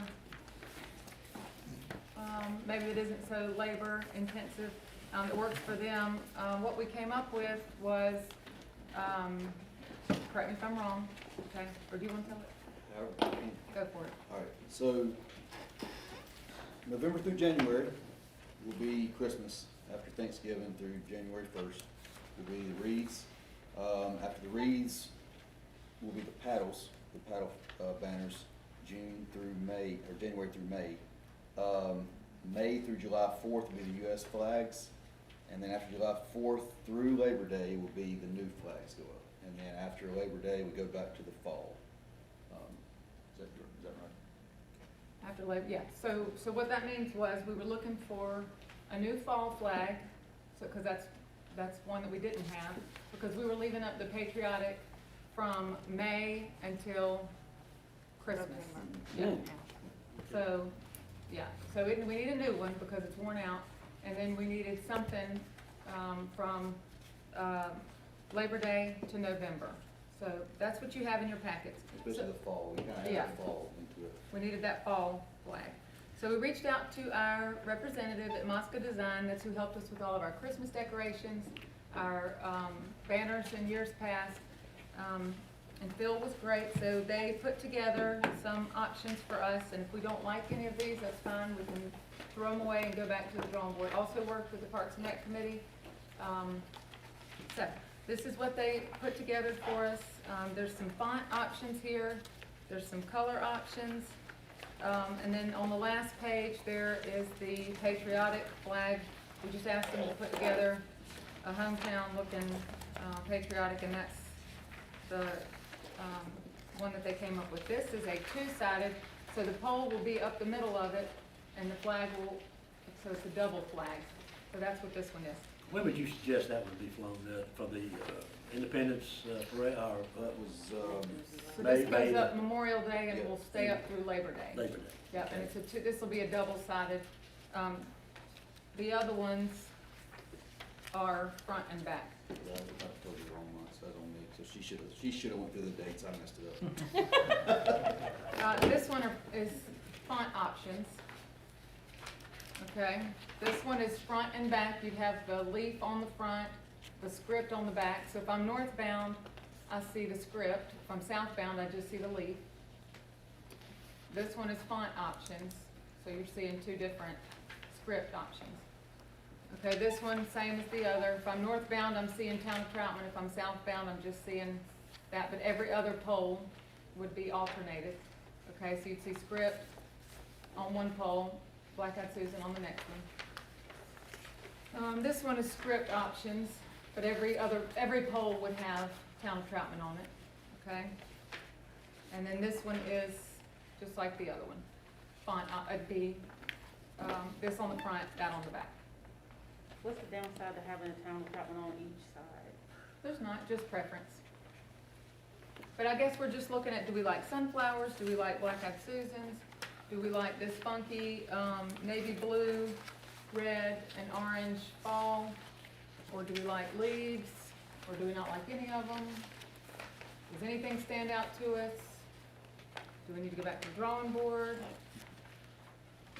Yeah, when I see the Black Eyed Susans, I think of springtime. Springtime or early summer or something.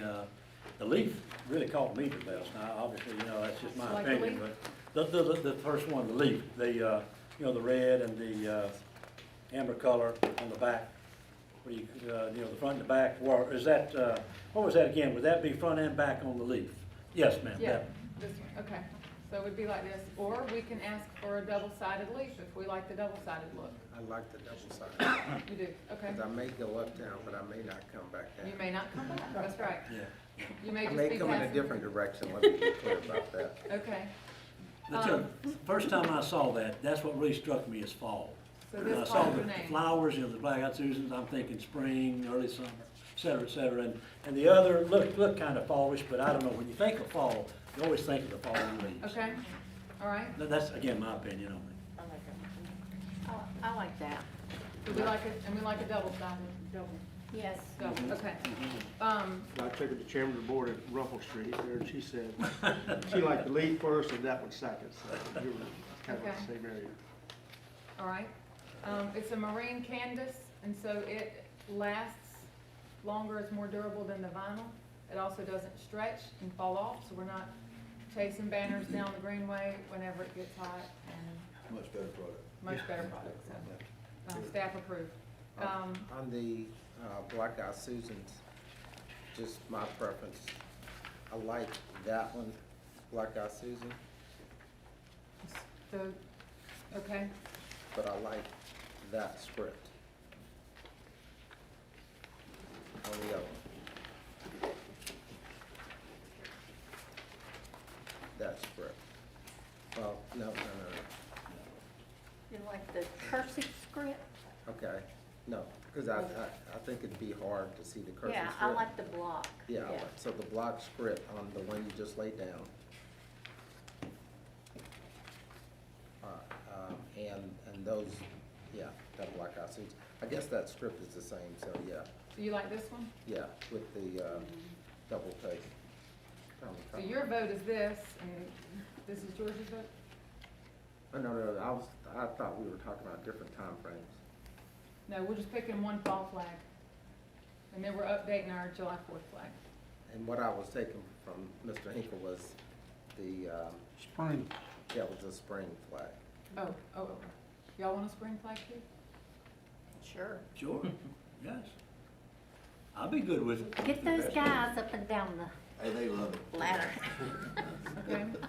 Don't tell Then them I where will we said put that. the panels, the regular branding? So from January to May, when we take our Christmas wreaths down, we put up the paddle branding. It's just the brown ones that have our Paddle one. Right. paddle on it. Okay.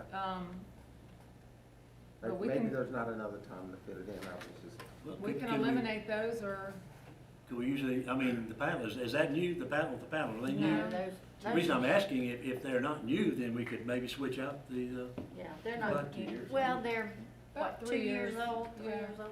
I'm right there. Yeah, when we first got the paddles. yeah. But we can, while we're doing it, we can go ahead and get these and have them just to have. could you want to have, I mean, it'll be another year out, I would. And the brown ones are the vinyl. Brown or the vinyl, those are the ones So we have to they're- and they're change. stretching already, so we've chased a few of those. So you want us to go for these two? And cut them in half, instead of January to May, just do those in March, April, May. Blackout season. yeah, I thank you for bringing it up, because I was gonna say, January, February, people are not thinking Black-Eyed Susan, you know, yes. You're right. Popping up through the snow. All right, then we'll do this. So the flag will be from May until November, right? The flag, it was Veterans Day, that's what we Right. used to do. So we're Now, not gonna do one for Veterans Day? We were gonna do the fall during that time, but I just put them up. Right. Back it out. I don't care what you do. Because we were leaving it up. I for know that we're long- leaving it that up for one day. so long. We'll hang some extra flags at the depot or something. Yeah, We'll do Okay, something. as long as we do something. We'll do because- something. I agree, yeah.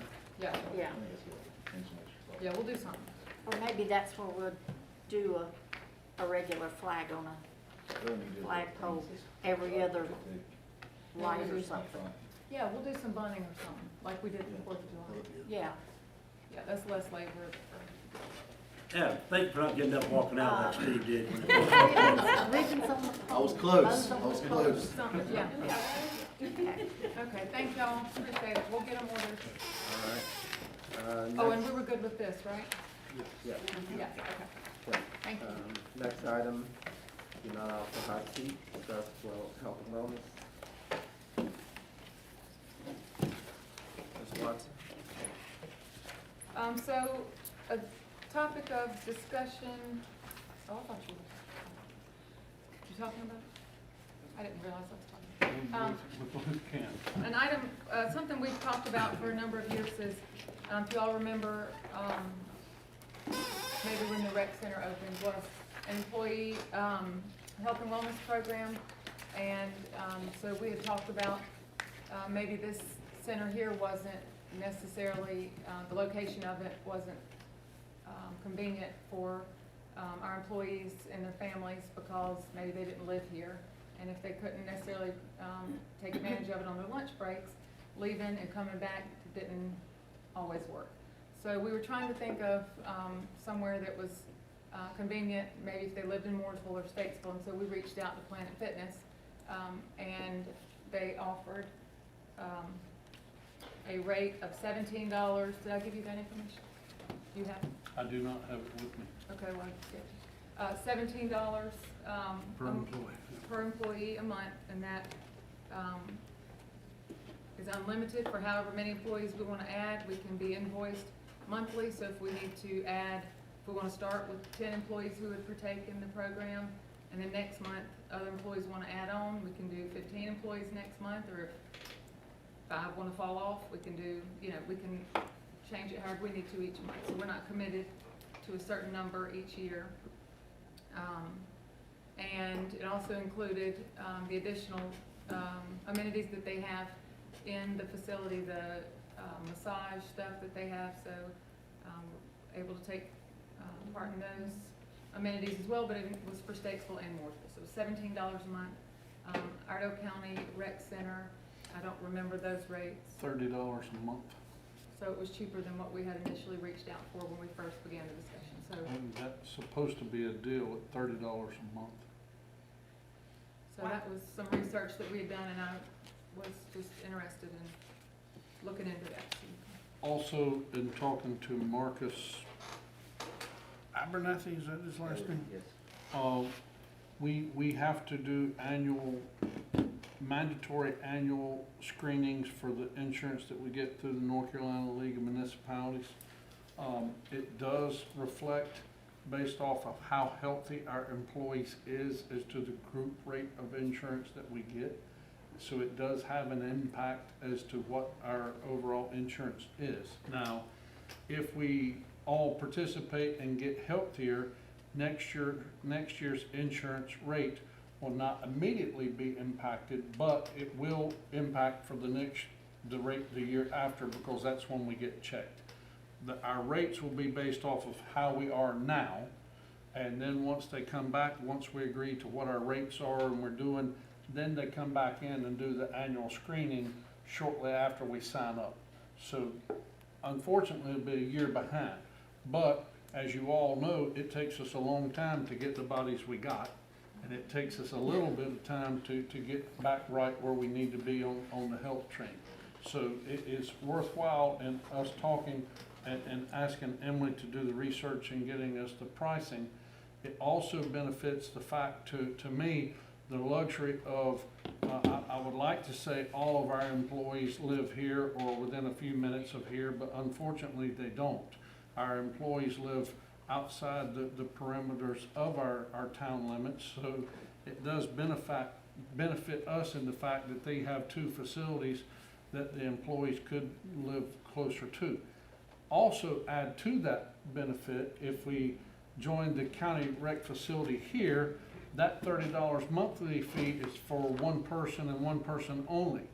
And by joining these benefits here, every time you go, and it's every time you go, you can take one person with you. And it does not have to be a family member. It does not have to be the same person. You are allowed to take one person with you. So that's, and I forget exactly what the terminology was, it's you and a person. So a lot of us, when we would want to go and work out and or use the benefit, it's you will want to work out with somebody. And unfortunately fortunately to get healthy, it's we want to work out with somebody. It may be a spouse, it may be an older child, or it may be a child. And I know when my boys were younger, it's like, hey, let's go walking or let's go do something, and they thought it was more fun than I did, but it's like, hey, let's go. But the point is, if somebody is there to encourage you or to do it with, then I think that absolutely will encourage our employees to take more benefit. Now, we have some employees, being candid and upfront, that says, I'm not doing it. And that's the other beauty about this. If the council approves, it's not for all employees, and we're not paying for all employees. And we have asked the employees, be sincere and be honest. If you're not going, we're not mad, we're not angry. But if you say you're going, then utilize the service so that the town is not, and if you all decide as a council that you're willing to invest in them, then use the service. Because we don't want to pay for something that they're not going to use. And that's why we're asking, and we think it does make for healthier employees, which in turn means that they're going to work more and not miss out for unhealthy habits. But that's our proposal. We'll be glad to ask any questions that you have. And before I hang up on my lecture, some nearby towns that's real close to us are paying their employees, if they turn in receipts, up to $75 a month for them to join some type of fitness programs for their benefit. So I do think this is an extreme cost savings of some sort for us to do a program like this. I'll open it up to council for comment. I think it's a great thing to do, and it's very economical. And like you said, if they will be honest and they will go and utilize it, because it's just gonna promote them to be healthier, and that's gonna be less time that they maybe miss work. So I think it's real worth it. Yeah, I agree, I agree. My only concern is, sometimes you have folks, and I see it up here at the rec center, that'll come faithfully for 2 or 3 months, and then you may not see them for 2 or 3 months. Then you'll see them, next, what I'm saying, they're off and on, hot and cold, hot and cold. If we have an employee like that, and if they even get up there and just do it every so often, I guess that's better than nothing at all. How do we protect ourselves from the town from paying $17.50 a month for that employee if they choose to go 2, 3 months before then they go back for 2 or 3 months? You understand what I'm saying? Is this thing flexible enough that that can be caught, and we're not paying for months that they're not using the facility? I don't have a fail-safe method at this point other than an honor system, but we hope to try that, and then if we see that there's a problem, then we'll try to come up with a system that's win-win for us both. You can probably get, monthly reports, because you're paying for it, you can probably get reports from, I mean, I don't know if you wanna go to that depth of it, but you can probably get reports to show, who's coming, when they're coming, they can keep track of it that way. And we may mention that to the employees, say, hey, we're willing to invest in you, but we're gonna ask for a monthly report, so be cognizant of that. So if you sign up for it, we'll pay, but we want a commitment that you're gonna utilize it, something of that nature. Yes, I sir. like your idea for trial, a 6-month trial, and that way we can find out what we need to do. I think it's a great idea also, but one of just my questions, and maybe to helpfully benefit our town employees that are Troutman residents, could we make it that, because I know Emily's a town of Troutman resident, okay, and you are, sir. But why do we gotta now make you two guys go to Mooresville, Statesville, Planet Fitness? Could we continue to, say, send you two guys or whoever else lives in the town of Troutman up to Iredell County? Well, the town has never paid for the rec facility, the employees. Oh, okay. The employees, if they wanted to, paid that rate if they wanted to join. That was the rate for that. I was under the assumption we were currently going to No, sir. Iredell County. No, sir. Okay. Okay, thank you. But you brought up a valid point, let's say Emily lives here in town, very convenient to go right up there, as opposed to driving to Mooresville or Statesville. Yes. Could we have a situation to where if you employee living in town has the option of going, I know it costs more, but that way they're not having to drive, not 16, but, whatever it is to Mooresville or Statesville, they can just go right up here to Berry. Definitely give them that option if they want, but under the services, I honestly think they get more option and more value at Planet Fitness being able to take someone else with them, and there's more equipment options. I agree, but I'm just saying, if. Yes, sir. I'm gonna pick on him, I'm saying, Emily says, I don't wanna drive to Statesville, 3 or 4 times a week for me to exercise, I wanna go right up here where it's very convenient. Will we, and I'm just saying, can we have something allowed, if you live inside the town limits, that we will pay that extra for you to go up here to Berry, if that's what you choose, as opposed to going to Mooresville, Statesville. If you all agree to that, I absolutely, and no offense, but we've got a couple, like Andrew lives within, not in the city limits, but pretty close, and we've got a new employee that's a police officer that lives in the city limits. We've got several now that do live in or close to the city limits, that if that's all right with you all, we'll definitely give all the employees that's close that option, and let them choose. I totally agree with Paul. I'd like to see us put that in, because we're talking for Emily to get up to Mooresville. I mean, half an hour travel time back and forth, at least 30 minutes. So that's 30 minutes that she could walk on a treadmill or whatever she wants to do at Iredell County. We're talking about the health benefits, and I'm just trying to make it as easy as possible. Yeah, I totally Like the agree. vaccines, it's the easiest possible, it's free, all you gotta do is get off your behind and go get it. And same thing, it's here for you, if you don't wanna drive, then we'll take care of you right here at your back door, or backyard. That's fine. Some communities just allocate a dollar amount, like you have $25 to spend towards your health program, and so you decide where you want to spend it, but you have $25. He was referencing a local community nearby that allocates $75 to spend toward however you want to spend it. So however you all want to do it.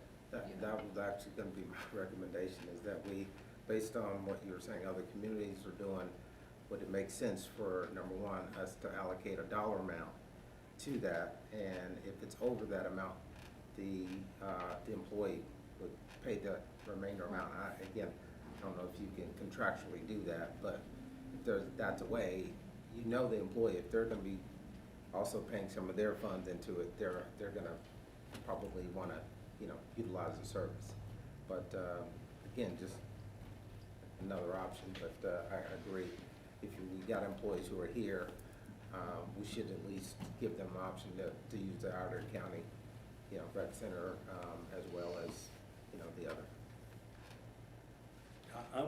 You know, hearing you, Mayor, I agree. I hadn't thought about that, but, well, mentioned a while ago with Morrisville and so on. And that's a good idea, just allocate so much. And obviously, if, you know, $30, if that's what it is up here, and if it's just 17, then, well, that's good for the town. It's not $30.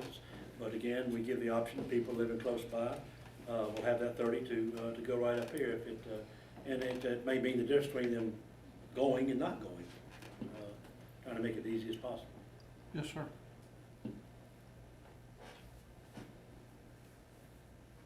So, just, again, just to give clear direction, do we wanna, at least, I don't think it needs a vote, but is it $30 we'd like to see? Again, it's gonna be a budget item, I assume, at some point, but, everybody good with $30, allocation? Yes, I am. I'm good with the $30, but, you know, if Steve decides to pick Rick's Fitness Center in wherever, okay? Yeah. I just think every individual will be going to the one that they wanna go to. Where I think we ought to just stick with the Planet Fitness and Iredell County With the $30. with the 30. I mean, it's like I don't wanna open a Pandora's box where everybody, you know, because they're, you know, Paul owns a fitness center, well, here's my $30, I'm gonna go to your place, you know. I just question, Yeah. you know, because then it's gonna be open season, with every employee with $30 in their hand, you So know, wants to go. do you wanna allow staff to approve where the location is, or you would just wanna stick with the 2? I like the 3. Okay.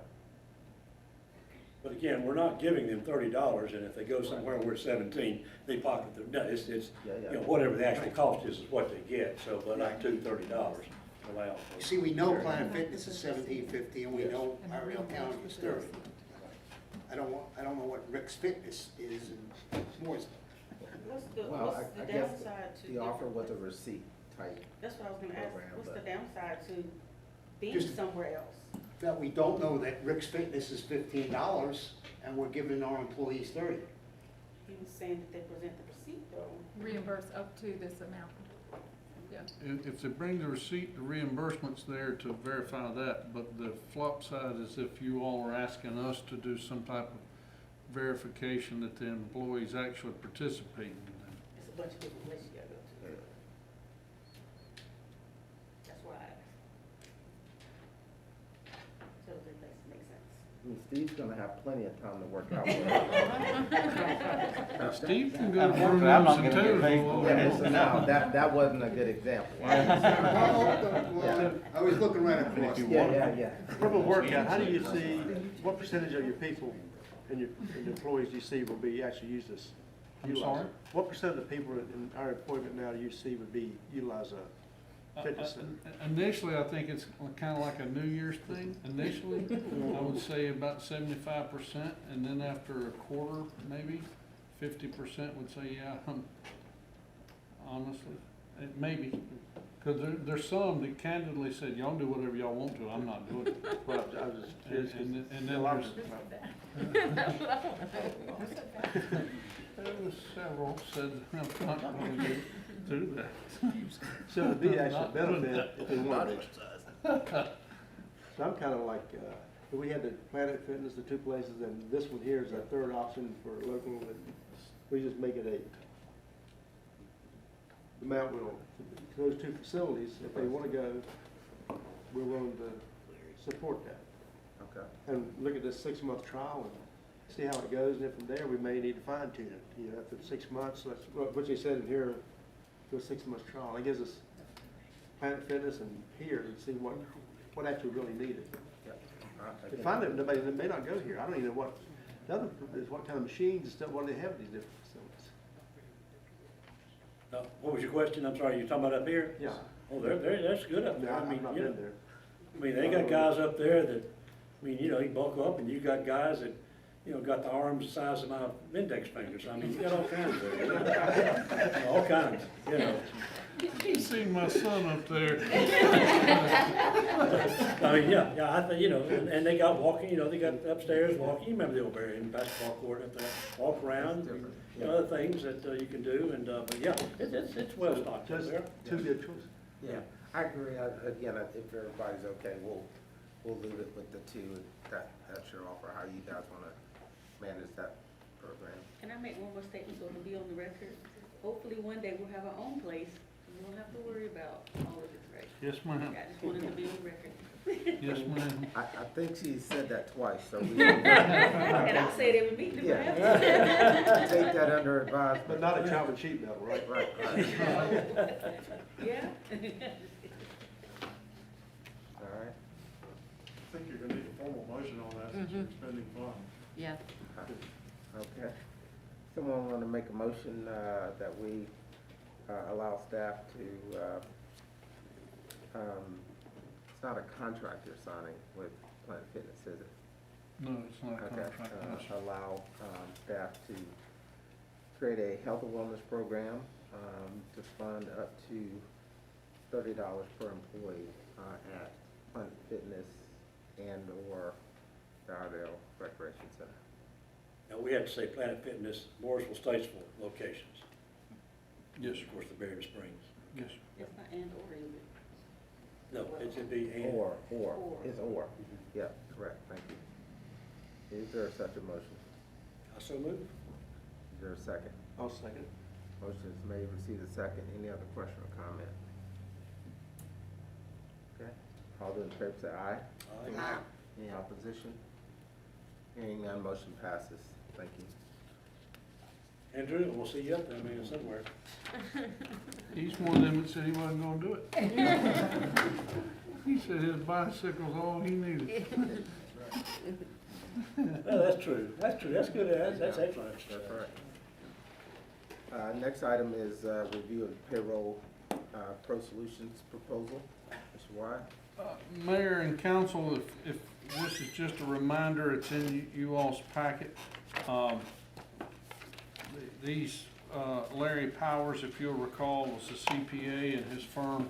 They come and did a presentation during our budget workshop. And I apologize, I do not recall the lady's name that was with him. But they came and did the presentation. They used a Chronos system, which is a popular system that a lot of folks use.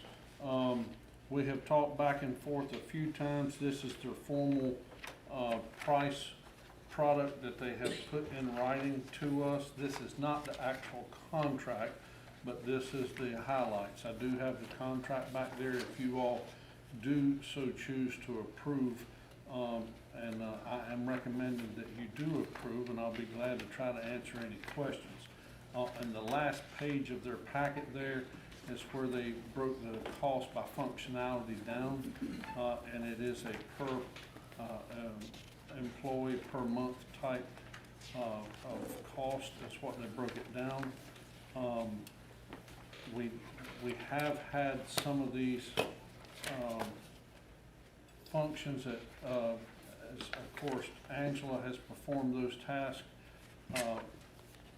and Steve has also performed some of those tasks, and I want to say off the top of my head, it was somewhere in the neighborhood of $7,000 is what the line item from Harris was, is what that cost with our current contract.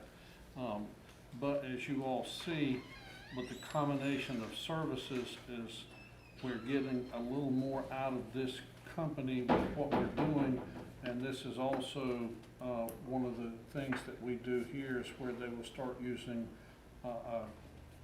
time management, and that the employees will use their computers for those that come into work, as how they will punch in with their desktop computers. For those that do not use computers, they will use their mobile devices issued by the town, as how they log into and out of work, which will also, in our opinion, help be a cost savings to town. This is not meant to throw a stone at anyone. It is just simple, an explanation of services such as holidays, for example, because we don't have a time clock system that we currently have used in the immediate time, but something as simple as having a holiday, people fill out their time sheets when time sheets are due, and people roll those in, and then here they are. Well, invariably, once a holiday has occurred in that payroll period, supervisors are having to say, hey, resubmit this because you didn't work this holiday. So that's just a prime example of employees get used to, I show up and I work when I'm supposed to show up and work. But in reality, no, they didn't, because that was a holiday that they didn't show up and work.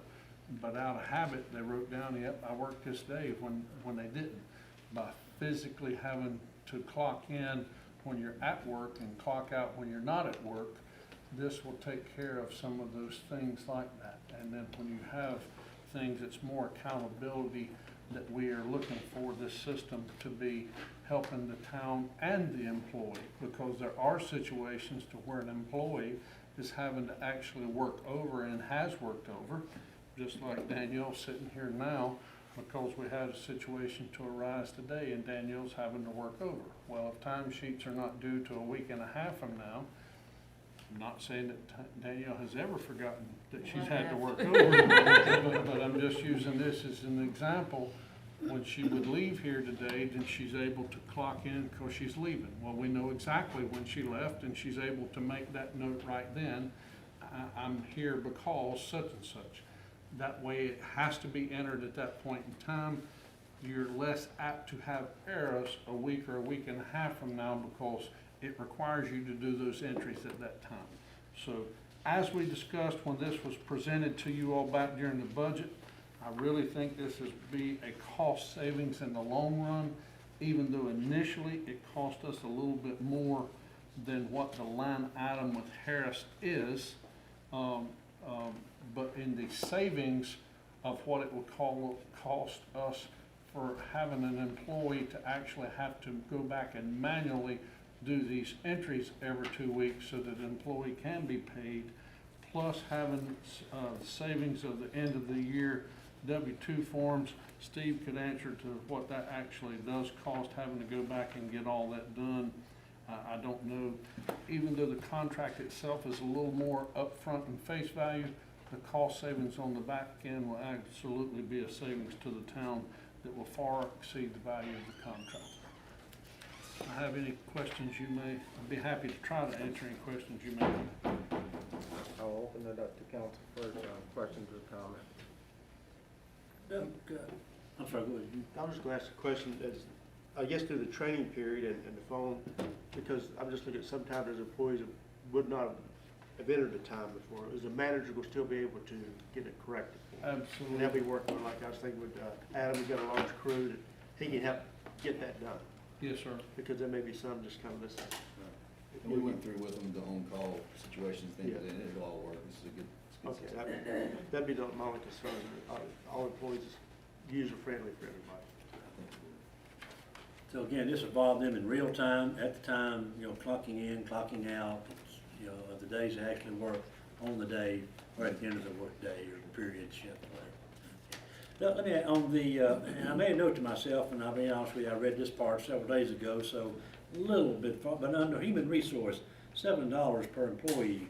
And I've got here, what if you're not hiring, what if no hire during the month? Was that, it must have been something having to do with hiring at $7. Maybe I misread. Can you explain that $7? Let me just put it that way. Under human resource. That's the services that may need to be they are just like archived. In general, that's, as we transition to trying to be more accountable for our human resource requirements, notifications and things of that nature, this will be a way of keeping things cloud-based, that HR is sending out notifications that are required either through the state or the federal government. And this will be one way that they are done and that they are kept, such as it may be a notification on, did you know that you gotta do such and such, so and so, whatever that is. Well, this is a way of sending those out that the employee's initial or e-signature, yes, I've got this and I received it.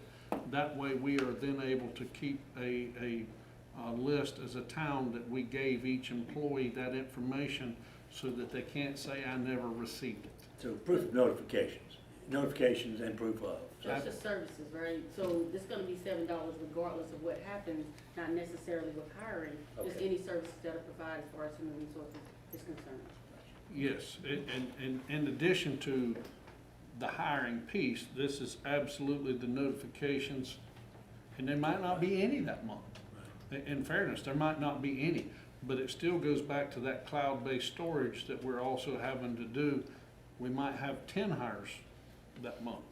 I mean, Adam might get rid of his whole crew twice. I mean, but it could be something like that. I can't say what it will be, but this is on average, and it might be a 0 activity month, but then again, it might be one of those months that they do 3 times more than normal. But as Council Lady Harris said, it could be a notification that's just simple. Did you know? And we're able to log that we gave them those notifications. So what's the line item based on current employees? What's our line item or total cost for a year? Honestly, I didn't write that out. Honestly, I don't know. I can send that to you before contracts are signed, but honestly, I don't know. Just a couple of quick questions for me, Ron. On the system, usually for salaried employees, Yes. not always, but usually not necessary to require them to keep timesheets.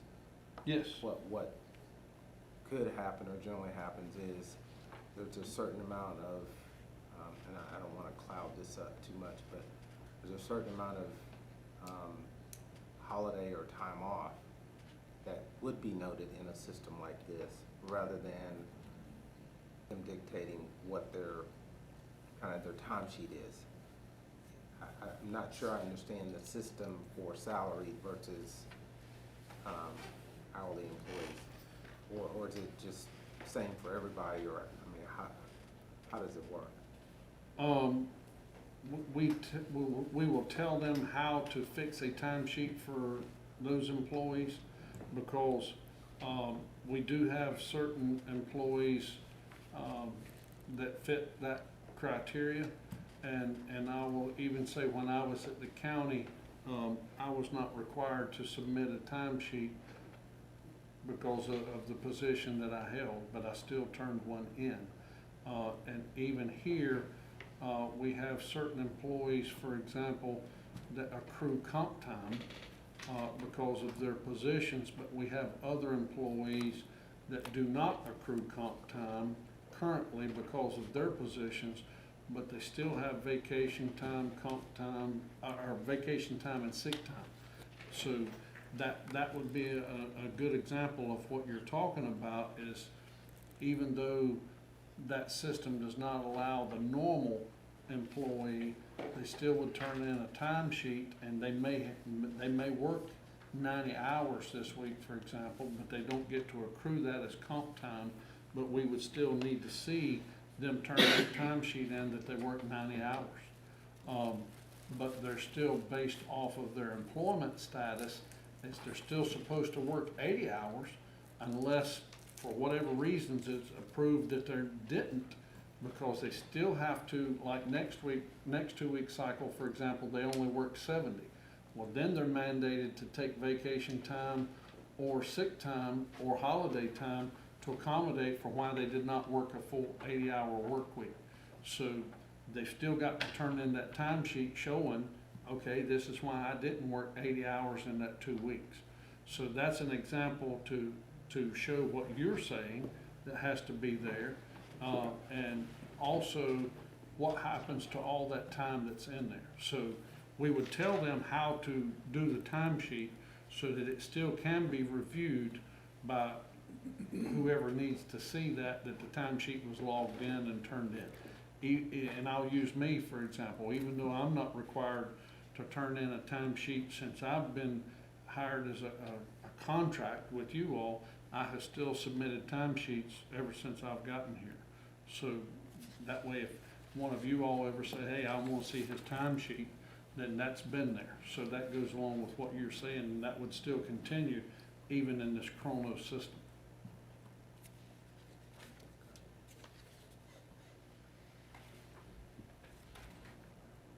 Other questions or comments?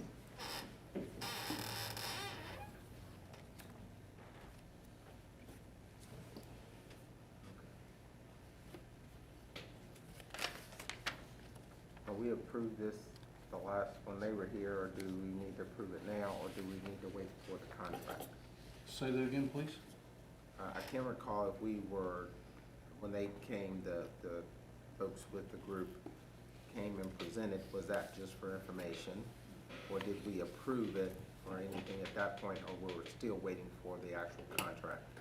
We need to approve the contract.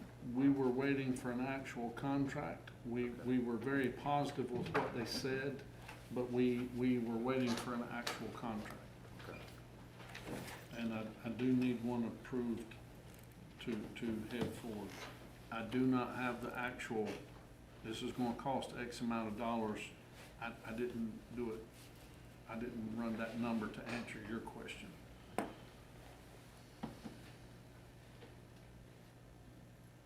But do we need to have some sort of motion on this, or are we waiting for a contract to be presented? I have the contract in there. It basically says this. It does not say it's X amount of dollars because we can add and subtract employees Right. throughout, but I do need a motion. And we can wait till Thursday if you prefer, but I do need a motion if you all are so inclined.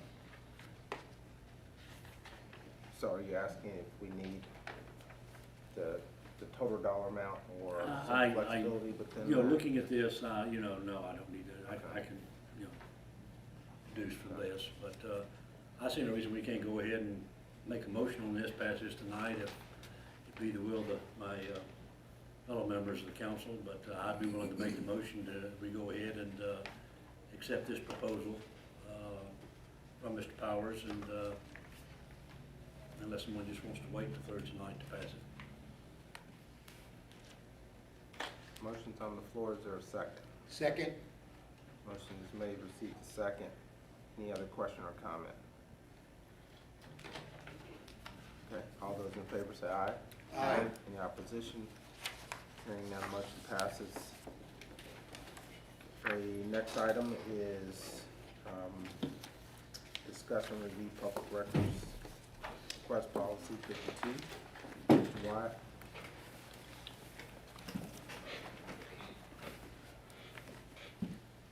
If you all will recall, we have received several public records requests, and quite frankly, we just received notification of another one this week that apparently was submitted October of last year and again over the winter, that went unanswered, and we're still trying to, the interim chief and I are still trying to look into a research of emails to see if we can find out if the former chief had ever answered or sent an email to the requester as to that one. But specifically, our public records request policy that you all have copies to is policy number 52. Kim is not here to verify a couple phone calls that she and I have had. Going back to January of 2019, most of you all Well, Sally and Mayor Pro Tem and the mayor were here when this original policy came to be, and a little bit of history back was the reason this policy came to be was there were a lot of public records requests that was going on back then due to the planning department and several individuals requesting a lot of records, public records, and it were, excuse me, and it requiring a lot of staff time in the planning department and the clerk to go and get those records. It then took the then town manager to come up with public records request policy due to how much time it was occurring onto the staff. And he went, and I haven't talked to him. I've tried to reach out to him a few times with no answer as to where and how this policy came to be, whether he created it himself or whether he borrowed it from someone else, and whether he got advice on how the policy exists. But I've not been able to get any response from him as to the exact correspondence or the exact origination of the policy. But it came to exist because of those circumstances and those situations. That being said, my previous employment had public records requests and met with those. There's differing opinions from the School of Government, from Freda Bluestein, as Gary had mentioned her soon retirement, and other legal scholars throughout the country on what public records is and what they're not. If you look at General Statute 132-6.2, it goes into a whole lot of different statutes different points in there specifically what happens. Gary has sent you all some information by email. I have sent you some information by email, and one of the subsections in 132, it goes on to say that if a requester feels like that he has been charged too much by the town or government, that one of their satisfactory options is that they can request the state's public information officer to mediate that policy or that charge, and to determine if he in fact or she in fact was charged too much. We went back and was requested by Dan Guitro a lot of records and specific and a lot of different names, business name, personal name, a lot of records. And when Kim went to do those, it required numerous records checks, also some legal information, also some technical expertise, and making sure that those records was done accurately and appropriately. The time, not only hers, but also staff time, exceeded several hours, and also the legal expertise to make sure that these were done sufficiently. Mr. Guitro was informed that he owed per policy $70 to do that. And then there was some exchanges back and forth that I'm not going to discuss specifically, because it involves his specific public records request. But he of course felt like that he was erroneously and wrongly charged for the public records request, and he felt like that our policy was wrong. And there was also another lady, Jamie Gatton, who also submitted a public records request that was different, and her records request was fulfilled as it required very minimal amount of time, and that further bothered Mr. Guitro, because he then felt like that he was singled out because his records request required a charge, and Miss Gatton's record request did not require any charge. So he felt then, not only was our policy wrong, but he felt like that he was being singled out, and that he, that this was something that was maybe pointed toward him as a person. And so that made it even worse. And then Miss Gatton also felt like that maybe there was some merit to what Mr. Guitro was saying, that in fact that this could be the case.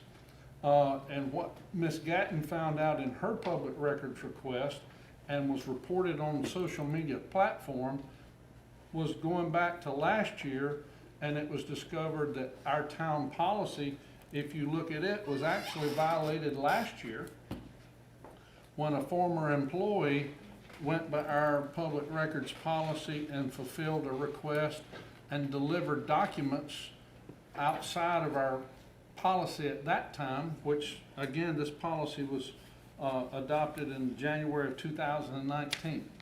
And it was also pointed out in social media that not only was our policy not followed at that time, but then the fees for that policy was never collected. And then once I arrived here as your town manager this year, we went to try to go collect those fees. And as you all recall, in us discussing collecting of those fees, it was through our attorney mediated verbally, not through any official means, to do away with what we felt was owed to us initially, and we took a lower fee instead of taking a chance of paying legal fees to go and collect what we felt was owed to us. And we took roughly half the cost of what was owed to us to collect some funds and move on and get over with it, which was close to $1,000 what was owed to us. My memory serves me, we collected somewhere in the neighborhood of $500.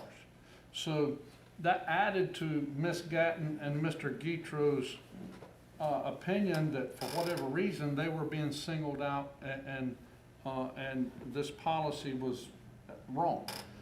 They had requested numerous public records requests of other towns and had collected thousands of pages of documents and had never been charged anything. So they felt like, again, this policy was singled out for whatever reason to be against them. Based off of my previous record experience in public records, I looked at our policy and I had a couple issues with what we as a town historically had done, what former employee had done, but that didn't change what our policy was. But to try to explain what we had done and what we should be doing, I contacted, per this general statute 132, and contacted the state's public information officer and said, hey, what I need the mediator, and is it okay to proceed even though the other party hasn't requested? And I spoke with their legal counsel and with Kim present, and I explained the whole circumstances that I knew to be factual of where we was at and what we was doing and what our town policy was, and I read it word for word and sent it to them. And of course, they cannot give us legal advice, and he said that numerous times that he could not give us legal advice, but he worded it numerous times also that the statute was very vague on certain parts of what you can and what you cannot do.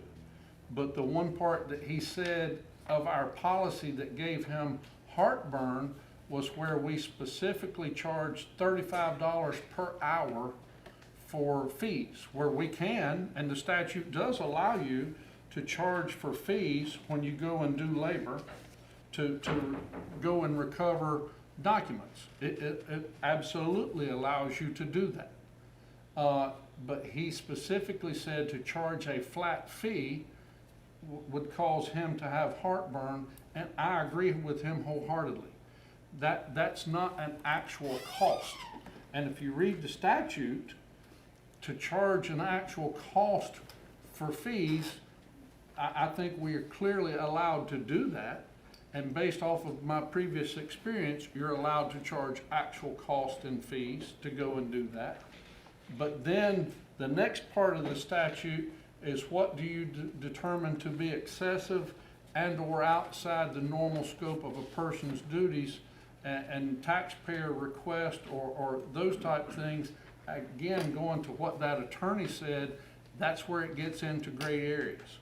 One of the documents that Gary had sent out to you all to review, I believe it was Fayetteville, it may have been another town, that they determined by their policy, this town says, okay, if you're gonna start requiring us to work more than 4 hours or more, then we're gonna start charging fees.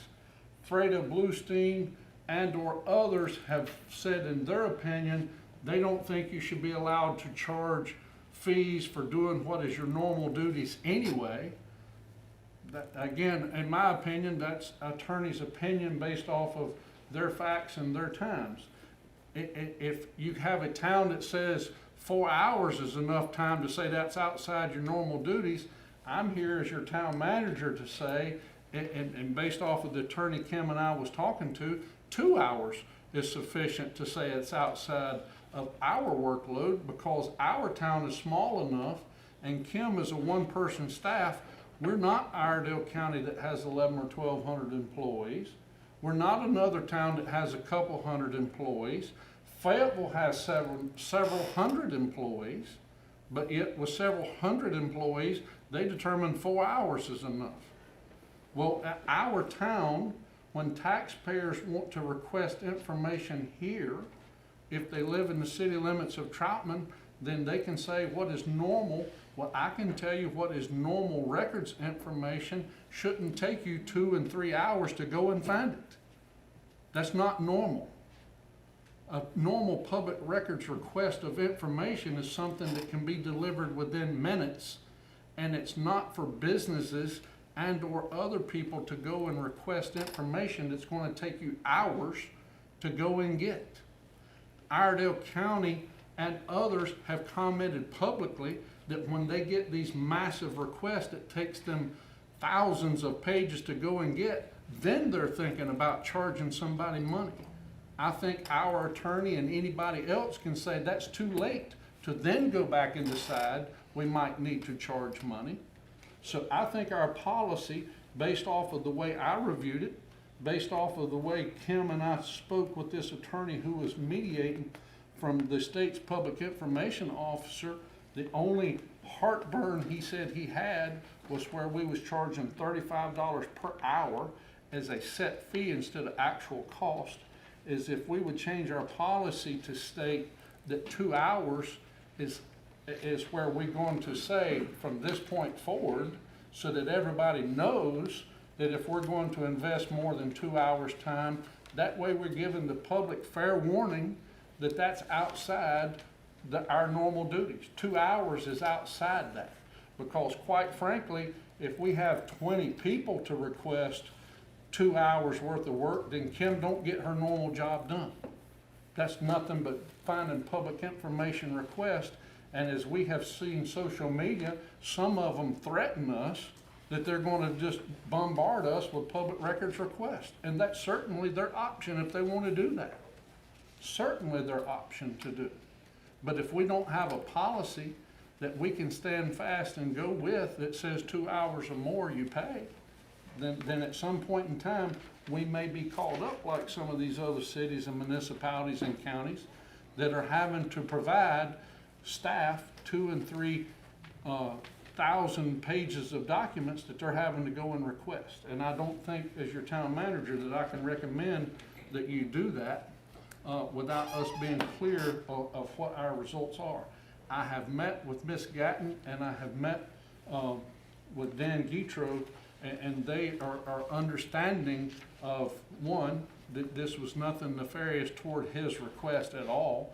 It just appeared that way to begin with, and I have even offered to pay out of my pocket the actual rate of Kim's salary, and I honestly don't know her hourly rate of salary, I have even offered to pay that out of my personal pocket so that he can have these records electronically that he requested, because we're surely not trying to hide anything from him or anyone else.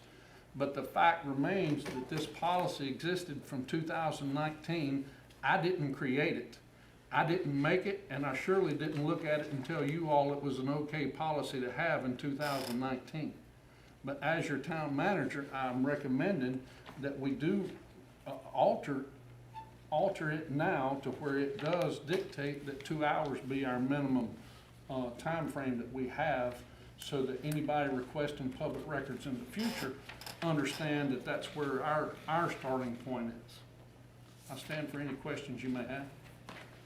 Whereabouts in your, so the first one is the one you're requesting a change to. Where's that 2 hours at? I was looking. I did not put the 2 hour request in there. This is all from, I saw this one took out the rate of the $35. we put our copy of the policy in there as it is, and then Gary had submitted some, paperwork in there. I did not submit a written request of my own. I'm just verbally telling you what my opinion is. So just so that I'm clear, the first document under this policy 52, because there's two policy 52s in here, right? One of them, the first one, at the top, it says proposed amended policy. I don't see the first. And then when you get to the end, where it's the signatures, then the original policy.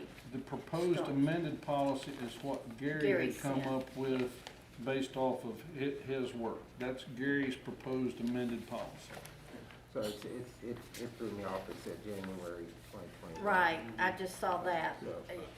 That date Okay. should be 2019. Okay. Well, to comment on what the town manager said, I think it's reasonable as well. Over 2 hours, someone should start paying. I mean, I think a very good example being that you could get to the point to where some people could get carried away with requests to where employees would not even have time to do their regular duties and would require overtime to the cost of the town. So, and sometimes, you have to put in certain amounts of money, not to discourage legitimate requests, but to discourage those who would take advantage of the situation and because they're upset over something at the town or a particular employee or something. So, the 2 hours or over 2 hours to charge, the actual cost of that employee's salary or wage, I think is reasonable. And I think that would be something definitely outside the scope of their normal duties if they're taking over 2 hours to gather information for a public records request. And the change, again, and I just mentioned that, to remove the $35 charge of the original policy that passed back in January 2019 to reflect that it would only be charged over beyond the 2 hours, would only cover the actual cost of the employee's salary or wage, again, beyond 2 hours. So I think that would incorporate what you're requesting there is, and I think that's hearing your situation or your presentation there. I think that would be reasonable.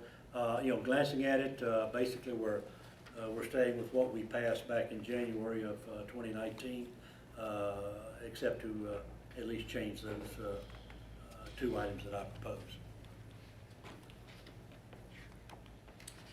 Mr. Mayor? Yes.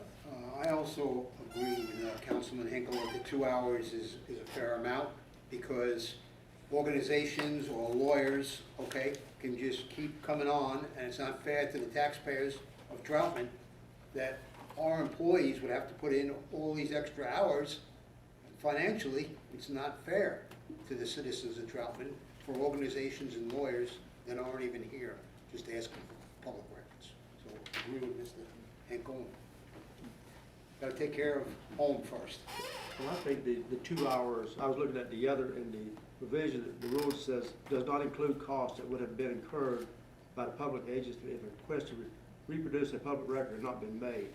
when you start getting to 2 hours, you're starting to get into their other work, and I think it does start to impact it. And I think the 2 hours is probably reasonable enough to meet that definition. No, just so the point of clarification, the Fed bill that Gary sent that information on talked about the 4 hours that you just mentioned. Is the 2 hours in here? So it's not referenced in here yet. My question is, still on the 2 hour limit, will we still be within General Statute 132 if we put the 2 hours in there? That's where Gary and I disagree, quite Okay. frankly. And I think that's fair to say. I'm not gonna put words in Gary's mouth. I think he can speak for himself. I don't think he believes there's a time frame that should apply. And, I think there is a time frame that should apply. Fayetteville is the one that said 4 hours. And according to the attorney that I talked to, the statute is vague and does not say one way or the other. Freda Bluestein in the School of Government implied that there was no time frame either.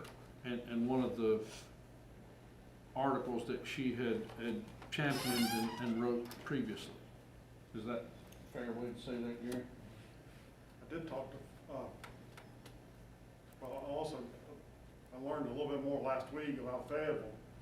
Fayetteville, it is 4 hours, and they actually have a mathematical formula when it relates to emails. And it's, I mean, it's this times this divided by this, and it's et cetera. And their threshold on, based on 4 hours, they allow 15 seconds per email. So their threshold really on emails is you gotta have 1,000 emails before they start charging. I talked to Freda last week at the conference, and I said for towns that do charge, or well, the statute says you can charge for labor when it's an extensive request. And so I asked, what are towns doing? She says that those that charge, the norm is around 4 hours. And she says there's no basis for it, but that's what it is. Okay. That, and I hear Gary, and I know it's a gray area, and we're getting legal opinion here, but to me, 4 hours is way beyond the normal scope. 2 hours, I think, is pushing it. If you're taking 2 hours or more of an employee's time to do public, they're not doing their regular job. That's getting out of the normal scope of things. And 2 hours, 4 hours, tomato, to me, 2 hours, if someone is being required to spend, our employees spend 2 hours or longer on public records collection and disbursement, then beyond that 2 hours, they get the first 2 hours for free. So you're talking beyond 2 hours. And I can't understand why a court would not understand that is beyond the normal scope over 2 hours.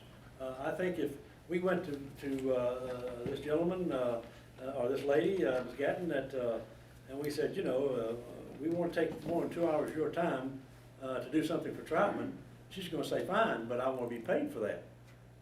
But yet we're expected, and yes, we're a little different in our organizational setup, but still and yet, the principle is that yes, beyond 2 hours does seem excessive to do something for someone without being paid, at least for the cost of that. Not making a profit, but at least for the cost of it.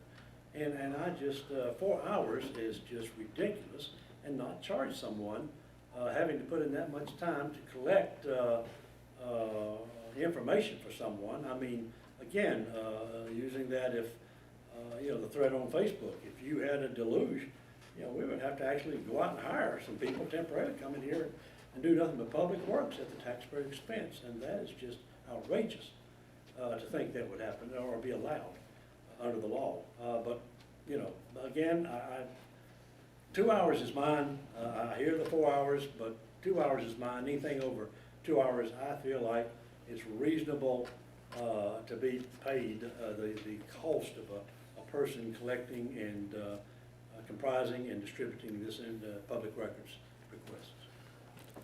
That sounds good. Sounds like there's some consent to that, but let me ask Gary, last question around that question that you brought up around legal. Is there any current precedent in North Carolina that says it's 4 hours or it's 2 hours or? No, that part is vague, and just, like I said, what Freda said about what she's found to be the common practice Yeah, of but those that no, do charge. no court case that's, No. okay. Yeah, comparing the city of Fayetteville to comparing it to Troutman is ridiculous for the 4 hours.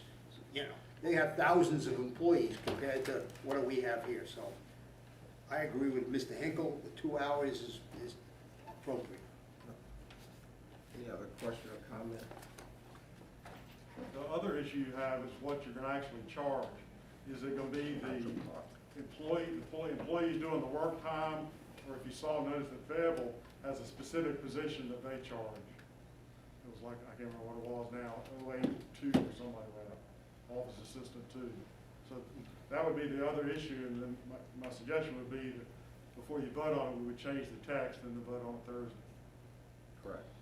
Yeah, so, and it sounded like the recommendation from, I guess, school government was using the lowest cost or the lowest paid employee number or something like that. Correct. But I don't, can you come up with a number that we would add into the policy? Doesn't matter to me, but just something that we would see in that, or is that something that should be handled separately? Again, in talking to the attorney that Kim and I spoke with, it's who's doing the work, and it's not your lowest paid employee. No offense, but our lowest paid employee is a contracted service that comes in and do cleaning. So we're not gonna ask them to do this work. We're gonna ask our clerk to do the work who handles the public information request. And again, that was not legal advice, that was who does the job. And that's why you give notice if you see a public records request comes in, that there's a system in place. One, I agree when I have my conversations with Mr. Guitro and Ms. Gatton, the whole purpose is, if it's public information, we want people to have it. We're not trying to keep anything from anybody. And if it's general information that they want, that's there, we want people to have it. But if people, just like last summer, it was a law firm requesting information from us that was used for whatever reasons, then that's something that is billable, that they're gaining back in a court case, then that's something that obviously required a lot of man hours that should have been paid for up front. We should have followed our own policy, and we should have said this is going to require this much work, somebody's got to pay for it. Simply put, had an employee done his job, then we would have been reimbursed appropriately had our policy been wrote properly and been followed. And if we do it the right way, then the person that should be following it, and in that particular case, that employee's rate of pay, all of that had been done right, then we would have been paid properly to deliver these. One, the information should have never been released until we was paid. So the employee last summer erred when they released that information without ever being paid, period. So we learn from our mistakes, and then this is one of those situations, just like I spoke to Mr. Guitro and Ms. Gatton about. We learn. We admit from our mistakes and we get better from them. So now we're trying to make a policy that's right. People want public information, we want them to have it. We're not trying to hide a thing from nobody. But if they get it and we see that it's going to require payment, then we let them know up front, this is the person that's collecting it, this is their rate of pay, and this is about how many hours, maybe, because we don't know. I mean, we don't know if it's going to take 2 hours or 20 hours, but we can tell them how much information, in the case of the law firm last year, they knew that it was gonna take a lot of hours. But you tell them up front, hey, this is gonna take time, but we'll be happy to go get you the information. But if we sit back like we don't know what we're talking about, and we tell them we're gonna collect the rate of pay of $14 an hour, but yet we're using an employee that's making $30 an hour to go get it, well, that don't make sense. Don't make any sense at all. And I think And the policy taxpayers says will shoot us for doing it. It's actual, it currently says actual employee pay rate in 15-minute increments. Sir? I said the policy currently says actual employees pay rate. Yes, sir. 15-minute increments. Yes, Is sir. that right? Yes. Okay. Well, I think that's his recommendation in the policy that he created. Our current policy just says $35 an hour. Okay. But I guess we agreed to remove the 35. Yes, sir. Go with that, okay. Yes, sir.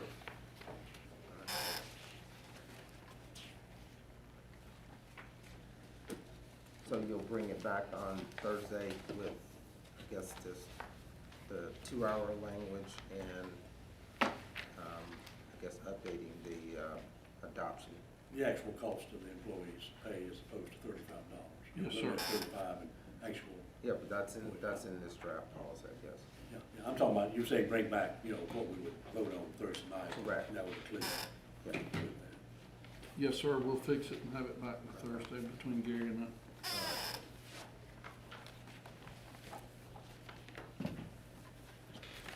All right, next item. Overview of the Thursday night meeting.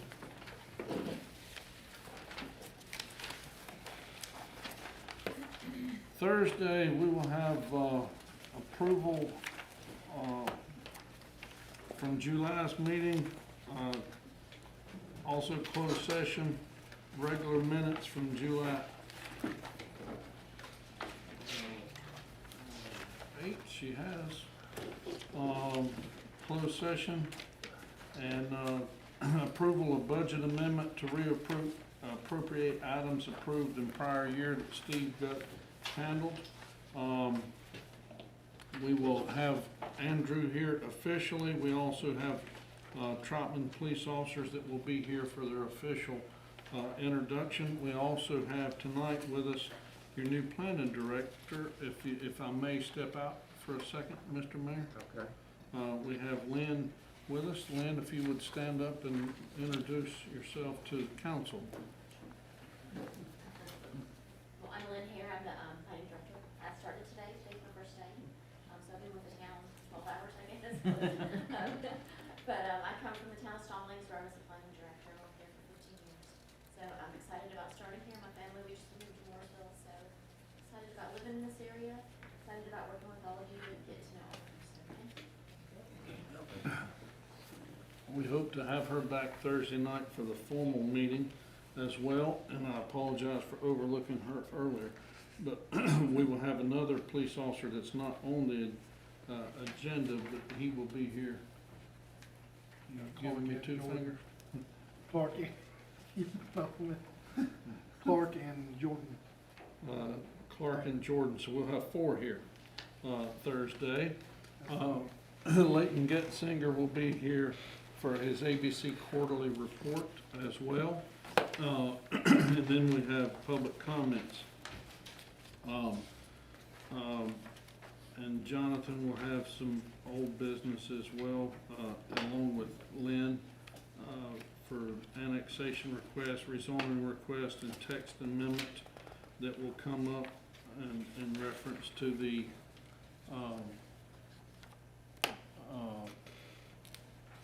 animals that we had. And we're still talking about the animals. And we will also have the second reading of the ordinance in reference to animals. And we will also have on new business to consider amendment to the town of Troutman Code of Ordinances, and that will be in reference to our Greenway. We need to take out some words in that ordinance that we already have.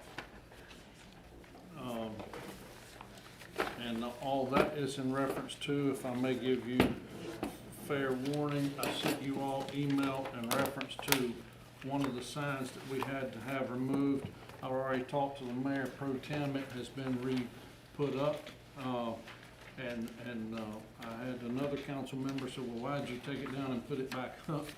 But we took it down off of town property and Greenway and put it back up on private property. And it's not ours, even though it's still in the Greenway, but in that process, Adam and Emily and I had already discussed one time that particular ordinance, but we're bringing it before you all to consider getting rid of some words in there so that our Greenway will be protected going forward. Are you saying that that will be on Thursday night? Yes, sir. Could I point out something about our livestock ordinance? Maybe. The new, on page 31, under the new old business, in the table, fowl was added at a quarter acre, and then an asterisk that said maximum 4 birds per quarter acres. But if you look in our minutes from last month, it specifically says, the last sentence said, Mayor Young directed Mr. Wells to include in the proposal the code of ordinance amendment 4 domestic chicken hens. Yes. And it's just stated in there fowl instead of the 4 domestic chicken hens. Yes. We will have that corrected. You remember that, Jonathan? What was it again for? 4 domestic chicken hens. I'm still paging. I recall that specifically being said.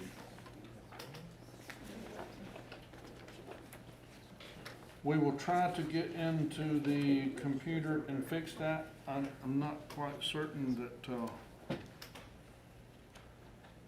we'll make it happen somehow, because I don't think Ken will be back by then. So it's the minutes that require correcting, not the, No, Well, this paper needs to be fixed, because here it just says foul. yeah, the table. okay, I got it. Yeah, if you go back to our discussion, people did not want roosters. They wanted hens, so we talked about allowing hens. Hens only, all right. And the table should specify hens. Correct. Okay.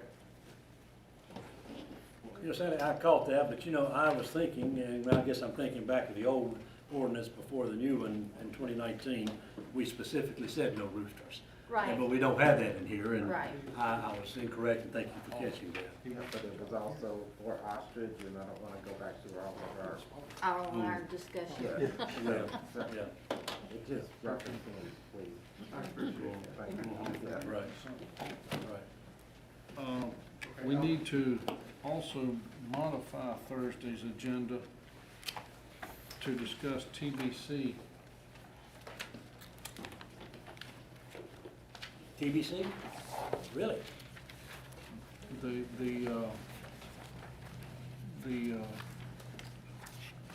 bylaws. Oh, okay. We need to look at making those go away, Gotcha. Okay. if you all will so approve. So you wanna add that And you wanna add that where? under the new New business? You also got a code of ordinance update, and Where would you all prefer that go? New business? yeah, Yes.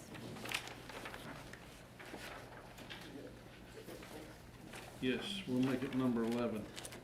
Is that all right, number 11, or do you want? RD number 12. You said you had another code of ordinance update. Is that separate? No. Oh, okay. Number 11. Okay.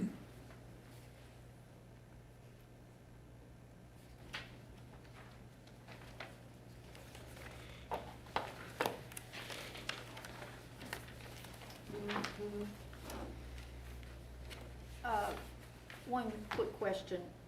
Somewhere I read, and it may have been in your weekly report, that under old business 6 and 7, Miss Jolly had asked for another continuance. I just asked him about the same thing he did. Okay, It's on the manager's notes. Yes. okay. So Is it we, still having to do with the TIA, or what's the reason for they continue to ask for continue? The latest request was the fact that they, at the last minute, evidently discovered some wetlands on the property, which required them to first delineate the wetlands and then pretty significantly change the configuration of the lot. They submitted that reconfiguration to me about 10 days ago. I circulated to the technical review committee.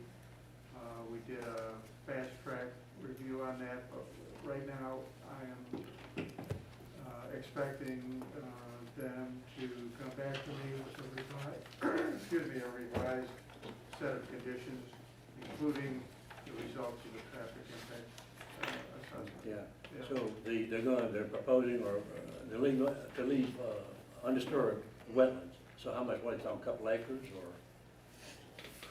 acre? I'm estimating that it's probably about 8 to 10 acres on Whoa. 42, 43 acres. So it was pretty substantial. I was surprised. They missed it, Yeah. that they can't use. Right. Right. They have to leave it undisturbed. Yeah, we had that situation right now, well, you don't remember that, but we had a situation like that right here. It wasn't any 10 acres, but, Yeah. I may be estimating a little bit high, but it was pretty substantial amount. Right. I was surprised. it's more than 1 or 2 acres. Yeah. So primarily, we'll just be dealing with the animals and goats. Right? Yeah, and you'll have to once again, make the statement about extending the, hearing, opening, For those, yeah. keeping it open for the. And you will have that language for us. Yeah. You're not gonna leave that, Lynn? You're gonna try to clean it out. No. I just can't do A little that to her. experience with the chickens. Funny enough, I've read about that, Stalin, so. I'm leaving plenty of other things for her though. Yes. Every time I hear Stallings, I think about that guy from, 20 years ago there on TV, Stallings lumber. You know, he's howling at the top of his voice. And you know, it's 20 years ago. Selling salvage, I remember. Oh, salvage, yeah. I bought a door from him once. Once, right? Not It's hanging in the front of my house, right on my house. All right. Anything else on Thursday's agenda? No, sir. Okay.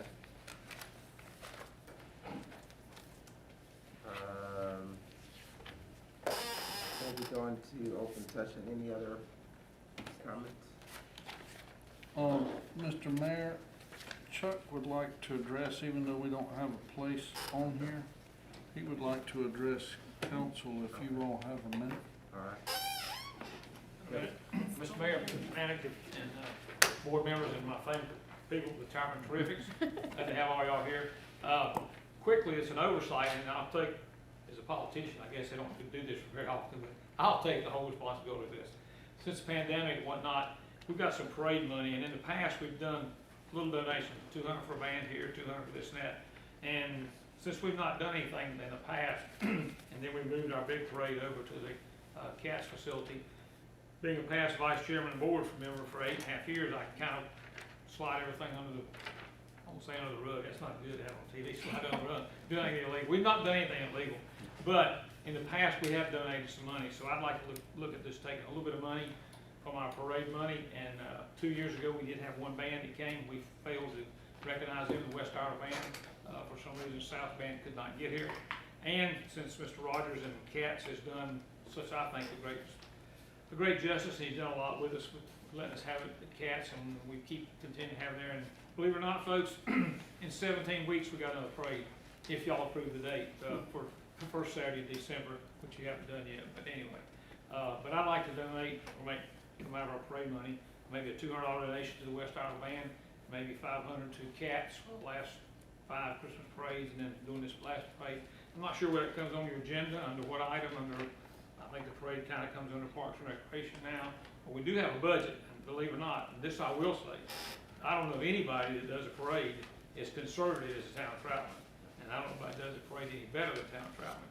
You do know the city of Statesville and Moore will have fees that they charge people that enter into the parade. They have a parade fee, so we do not do ours here. I say we, you the board in town, I'm just a part of it also. I'd like to put that on the agenda maybe and recognize West Iowa Band, and then maybe Larry Thursday night we can get them over here for 2 checks. If Mr. Steve Shealy would write some checks before he leaves. So is that something, not sure where we go to, or y'all vote on? Is that in the budget, Steve, or? There are funds for the parade in the budget, yes. Okay. Specifically for that, not necessarily for this.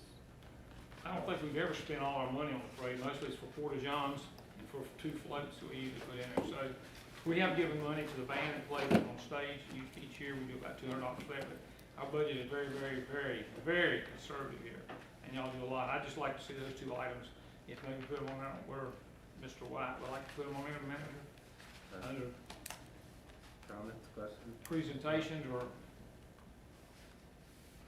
and y'all will probably have, normally the parade committee just, it's very low-key, not a lot of money, we don't ever, you know, with you folks, I'd like to see y'all present them 2 checks maybe Thursday night. We can sit and look at the budget if you prefer we do that and talk about it amongst staff. And if you want to come back, if you prefer we do that, if that's helpful to the council, and then bring it back to you. Yeah, I don't know what that budget looks like. I mean, if you guys wanna. If that's helpful. Yeah. Is this something that we could do maybe next month? We can, I absolutely don't mind looking at it and let you know. Or at least by Thursday, if you want us to do it by Thursday. Give us a minute just to look and see what our numbers are. I'll be happy to look at it and tell you. Okay. All right. It doesn't matter, it doesn't have to be this Thursday, Okay. it's been oversight. And one other thing, did all of you get your invitations? I am the president of the Kiwanis Club, and we are gonna have a fair. And you're supposed to be there for the ribbon cutting, on Friday, It's the September 3rd. Yeah. I did announce it in my opening comments. The fair will open at 5, but the ribbon cutting is 7 at the fair, so we'll make sure you did get your invitations. And I won't be there, however. You won't? Oh, wait a minute, that's, that hat you were wearing and face mask, yes, I have a little son who's, I've gotta do some things with. Campbell University Camels, yes, sir. But Mayor Pro Tem, Mr. Hinkle, said he would be there in my stead, so, and I think we responded back to the And if invitation. y'all need anything, passes or anything, I have a few. Believe it or not, Jim Hill's the fair manager, but I'm still the president of Kiwanis, so we can get you in and need all. Chuck, you're gonna, are they gonna have a ribbon cutting where they've had it in years past, or? Yeah, it's like we've done in Midway. If anything changes, I'll tell you, but Okay. I'll get with him before we get that. That's a little ways away, but let's just prepare. I don't think we're gonna get any bad luck from Easter here that says, hey, no fair, all mask or whatever, so. People love the parade, I know people are glad to get back to some type of normal, and, I think this fair will be great to be able to do it again too, so. And appreciate y'all's time and effort, like I said, and everything you do, and, we got the best thing going right here in Troutman. All right. Has been for a long time, so. But I'll get back to y'all, need a pass or something to get in, but, and then we'll do the other one, give this money to those folks. I'll let you say what you want to do. Thank you, Chuck. Thank y'all, appreciate it.